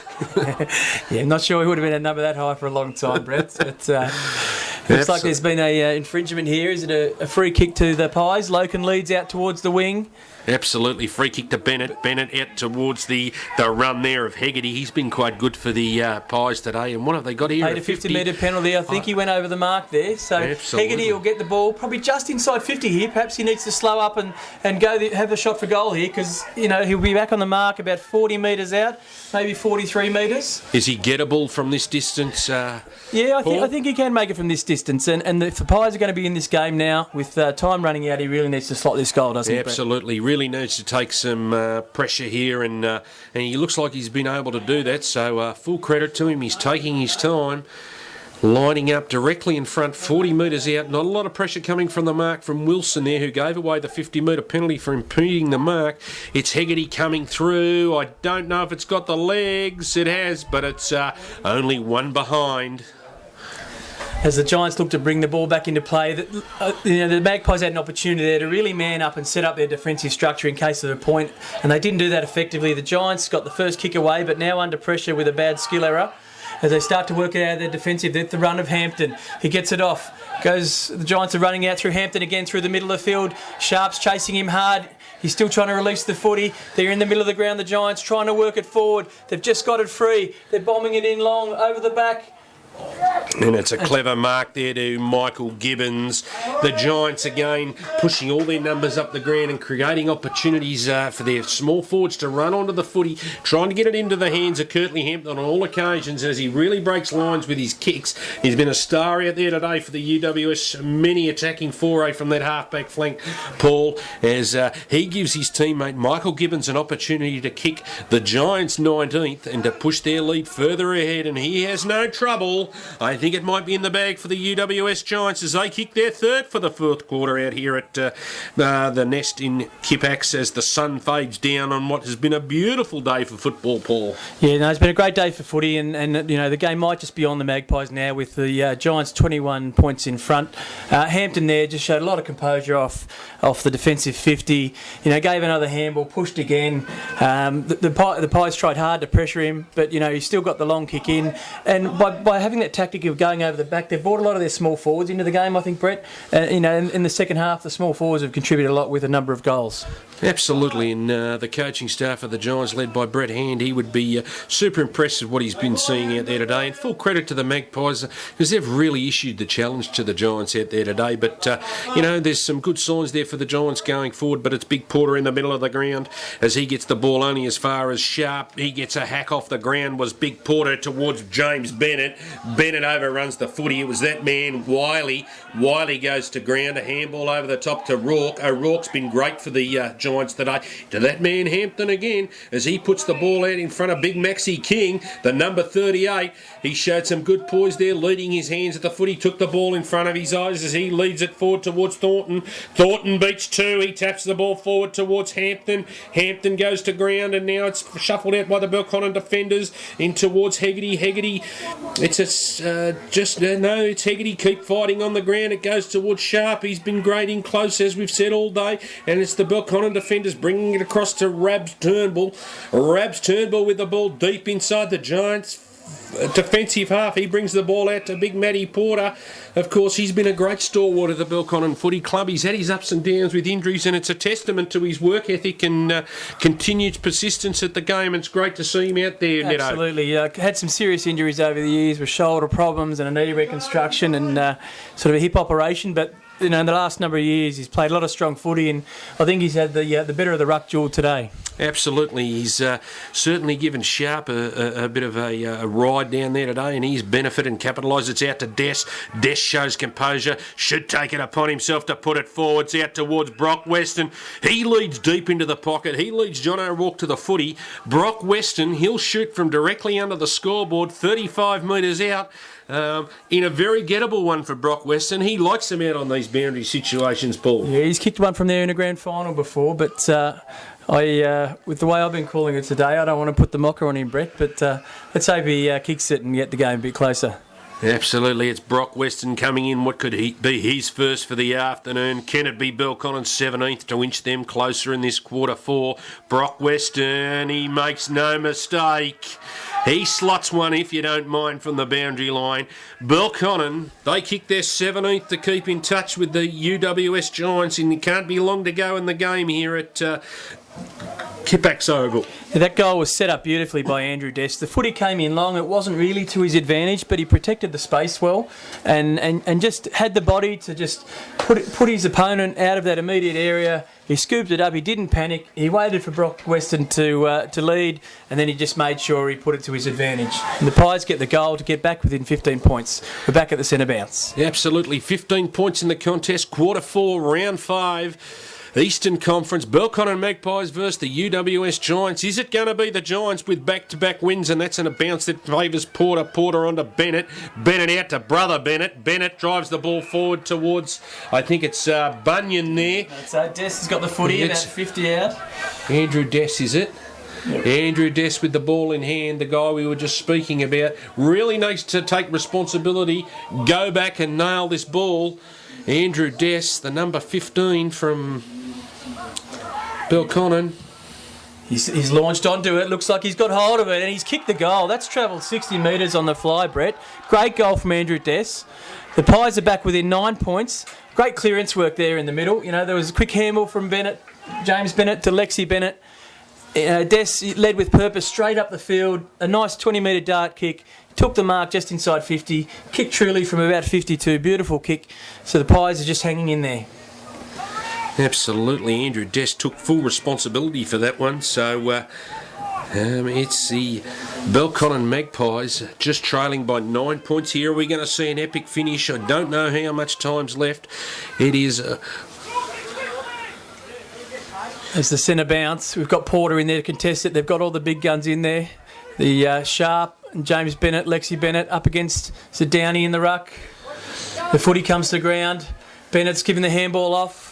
It's gone off to young Jack Steele, who's running through the ring. He's hot now. He's given the handball out to Rabs Turnbull. He kicks it inside 50 to the leading Weston. Weston gives a good contest, but a great spoil there. Great defensive work, and the footy goes out of bounds on the Belconnen Magpies forward 50 arc. As the ball's going to be bounced here, and it was great defensive work there by Christian Carey for the Giants as the umpire throws the ball back in. It's Bennett trying to look for front position, but it's Loken who gets front position out to that man in Hampton. He's been damaging all day. He just barrels the ball down towards the grandstand, and it's number 23 in Josh Hegarty. He takes on the GWS defenders. They need to get it here. It's on to Stephen Coate. Coate with the left foot. He chips it forward towards Weston. Weston unable to grab grab the ball. He's on his left foot. He puts it to the centre of the ground towards Coat. But it's that man, Zach Williams, who was the interceptor. He gets it. He punches it wide inside the Belconnen deep 50 towards the grandstand side. Hang on, they bring it back out towards the commentary side. It's Zach Williams planted in the square. He's a little bit unsure. Belconnen doing really well to protect the space. And it's out towards Hampton again. Hampton with the ball in hand, taking the pace off the clock. It can't be long to go. Belconnen really need to force a turnover, and it's that man Hampton finding Adams. Taylor Adams, ball in hand, deep inside the 50 for Belconnen. Taylor Adams brings the ball, just goes long down the line, looking for a contest. It's over the back of the contest there, but it's taken away by Michael Gibbons. Gibbons handballs the ball forward toward Mac King. He went to the ground. It was Wilson there for the Giants. It's Gibbons again. He hacks it off the ground. Stands tall out towards Chris Jansen. Jansen has to make something of it here. He puts it in towards Big Porter, but it's a mark there to James Bennett. Bennett into the middle of the ground. He crosses it over to Harper. Harper doesn't, little bit unsure what to do with it. It's right smack bang in the centre of the ground. Harper brings the ball out towards, I think it's Rabs Turnbull. Turnbull there in turn towards Loken. Was under the footy, but it was Edwards who made the spoil. Out towards Loken. Loken just drops off the contest there with a clever handball in towards Sharp. Sharp has the ball knocked away. It's into Edwards. Edwards takes them on, and he was tripped. And I think it's going to be a free kick, is it? It's a free kick to the Magpies. I think incorrect disposal they've paid, and they've paid the 50 metres here. So Belconnen will have the shot about 20 metres out from goal. It's one of those free kicks that could have gone either way, Brett. But it looks like it's gone the Pies' way, and Dess will be having the shot about 35 metres out from goal, straight in front. I think it's young Josh Heckerty with the ball in hand. 23 for the Magpies. He's got an opportunity here to bring the Magpies with a great strike, and he has made a goal out of it, if you don't mind. Belconnen 19-13, 127. UWS 19-16, 130 for the clearance. Can the big Magpies pull off an upset here out at Kippax, the Nest, their home ground, make it a fortress? Can they halt the run of the Giants after their 77-point win last week? Time will tell. There can't be long to go in quarter four here, Paul. No, exactly. It can't be long left at all. The Giants have only pushed 4 into their forward line. Edwards only just got out of the square. He's lucky he didn't give away an infringement there. The Giants trying to get the numbers behind the ball to see the game out. The footy goes up in the square. Porter contests the ruck, wins the tap. Sharp's held tightly. The Giants win the clearance. Sue Williams as it goes forward. It's Collins running away with the footy out to the wing. It's Hegarty contesting, and the footy goes out of bounds on the pavilion wing. And it beats all comers as we wait for the boundary line throwing. Can't be long here. Round 5, what's been an entertaining clash here between the Belconnen Magpies and the UWS Giants. Can Belconnen take the game and snatch it away from the clutches of the UWS Giants as Big Porter wins the tap? Only as far as that man, Zach Williams. He's been close to best on the ground for mine. He pushes it forward towards Nathan Wilson. Wilson, it's onto Ugle. He toes it off the ground. And it's out towards, that is Tim Golds. He drives the ball forward. Big Browning takes a stumble as he tries to get after the footy, and it's going to be a boundary line throw in deep inside the Giants forward 50. This is an interesting stoppage here. Can't be long left here out at Kippax Oval. It is Belconnen trailing the UWS by 3 points. It's ball's thrown in. It's Big Porter. He taps the ball again towards that man in Wilson. I think it's Wilson. Kick the goal. It's a great goal there. The sharpshooter in Nathan Wilson. Yeah, Wilson read the footy well off the tap there. He was running towards the point post, scooped it up, snapped it across his body, and he's managed to dribble it through for a great goal, and what's probably the sealer, put the Giants 9 points up. Absolutely. We've got another clearance coming up into the middle of the ground, but Wilson showed his class there. The Belconnen defender did everything right. He stayed goal side of that sharpshooter in Wilson, but it's just that class at the end of the day that was enabled UWS to just punch their way ahead. But Belconnen been very gallant all day, and they've got another opportunity in the middle of the ground here. Can't be long left. Round 5 Northeastern Football League, bringing it to you live through NEAFL.com.au. I'm Brett Davis, and with me is the 340 gamer Paul Netting, and it's cleared out by the Giants, but a strong tackle laid on there, but it's not going anywhere. The umpire should move in and ball it up. Jimmy Bennett would have been very frustrated with that one, Paul. He's paid the free kick here for holding the ball, which is pretty unlikely unlucky against the Giants. But the free kick's going to young Jack Steele, about 60 metres out from goal. It's young Steele with the ball in hand, and there's another whistle gone there. And what's they paid here again? They're trying to line him up, but, I think a bit of over-umpiring there. But the footy's going back now to Jack Steele, 60 metres out from goal. Perhaps the last throw of the dice. And all that does is allow the Giants to get numbers back behind the footy. So that's well done there by Ryan Turnbull, who found space inside the centre square. He's either got to look long towards Des, or he's got to try and put it down there and hope Des can take one of his specials. And he kicks to the man on the mark. That's a poor effort, and it's just punched away there by Taylor Adams. It's cleared by Tomlinson. Tomlinson out towards Tim Golds. Golds with the ball in hand. He takes the pace out of the game. He looks to bring the ball back through the corridor over to the Kurt Aylett. Aylett brings the ball back into Thornton, who's pushed right back deep. Position he's been accustomed to, out towards Josh Bruce, just taking the ball, the heat out of the game, over towards Darley as they chip the ball around and clock up the stats. It is Darley with the ball in hand. He finds Mark Wiley, the Bjornborg lookalike, been very good on James Bennett in the second half out here at Kippax Oval. He drives the ball long down towards the line. It's going to beat all comers, and I think it's that man Edwards over the back there, uses his pace and just dribbles it along another 15 metres for the Giants. I think the game's out of reach for the Belconnen Magpies, who have been gallant out here. It is 19-13, 127 to 2016. 136, the Giants by 9. The Giants played that well, chipping the ball around from their defensive 50, just winding the clock down. The Magpies probably needed to react a bit quicker to go and man up and push the numbers up as the boundary line throwing comes in. The Magpies are breaking away with it. Bennett's looking to switch out to the far side of the ground. York comes through, busts the pack open. The Giants have the footy on the far wing. They've chipped it wide. And a good pass. Oh, it's just gone to ground. Turnbull's chasing. He's looking to turn the footy back inside to save Coate. He rides the bump, the Giants player. Coate's gone down hard. The Giants have centred the footy. A nice pass. And is it Wilson? No, he hasn't been paid the mark. A bit unlucky. Sharp's picked up the footy. The Pies are looking to work it out. Jensen's been caught with it. Looks like we'll have a ball up. Or is it a free kick? I think he's caught him free too kick's high. Been paid. He has, and there goes the siren. There's the siren. And I think it's that man in Zach Williams who gets to finish off the game and ice his game. He's been outstanding for the Giants, but they've been gallant in defeat today, the Belconnen Magpies, as the siren has sounded here at the round 5 clash here at Kippax Oval. It'll be the UWS Giants running out victors. By how much, we're yet to see. It's in the hands of Zach Williams. He's first for the afternoon. He's got an opportunity to capitalise on a great game as he comes in, lines up. Zach Williams, does he like it off the boot? I think he's pushed it wide. So the final score here, it is a 10-point victory to the UWS Giants.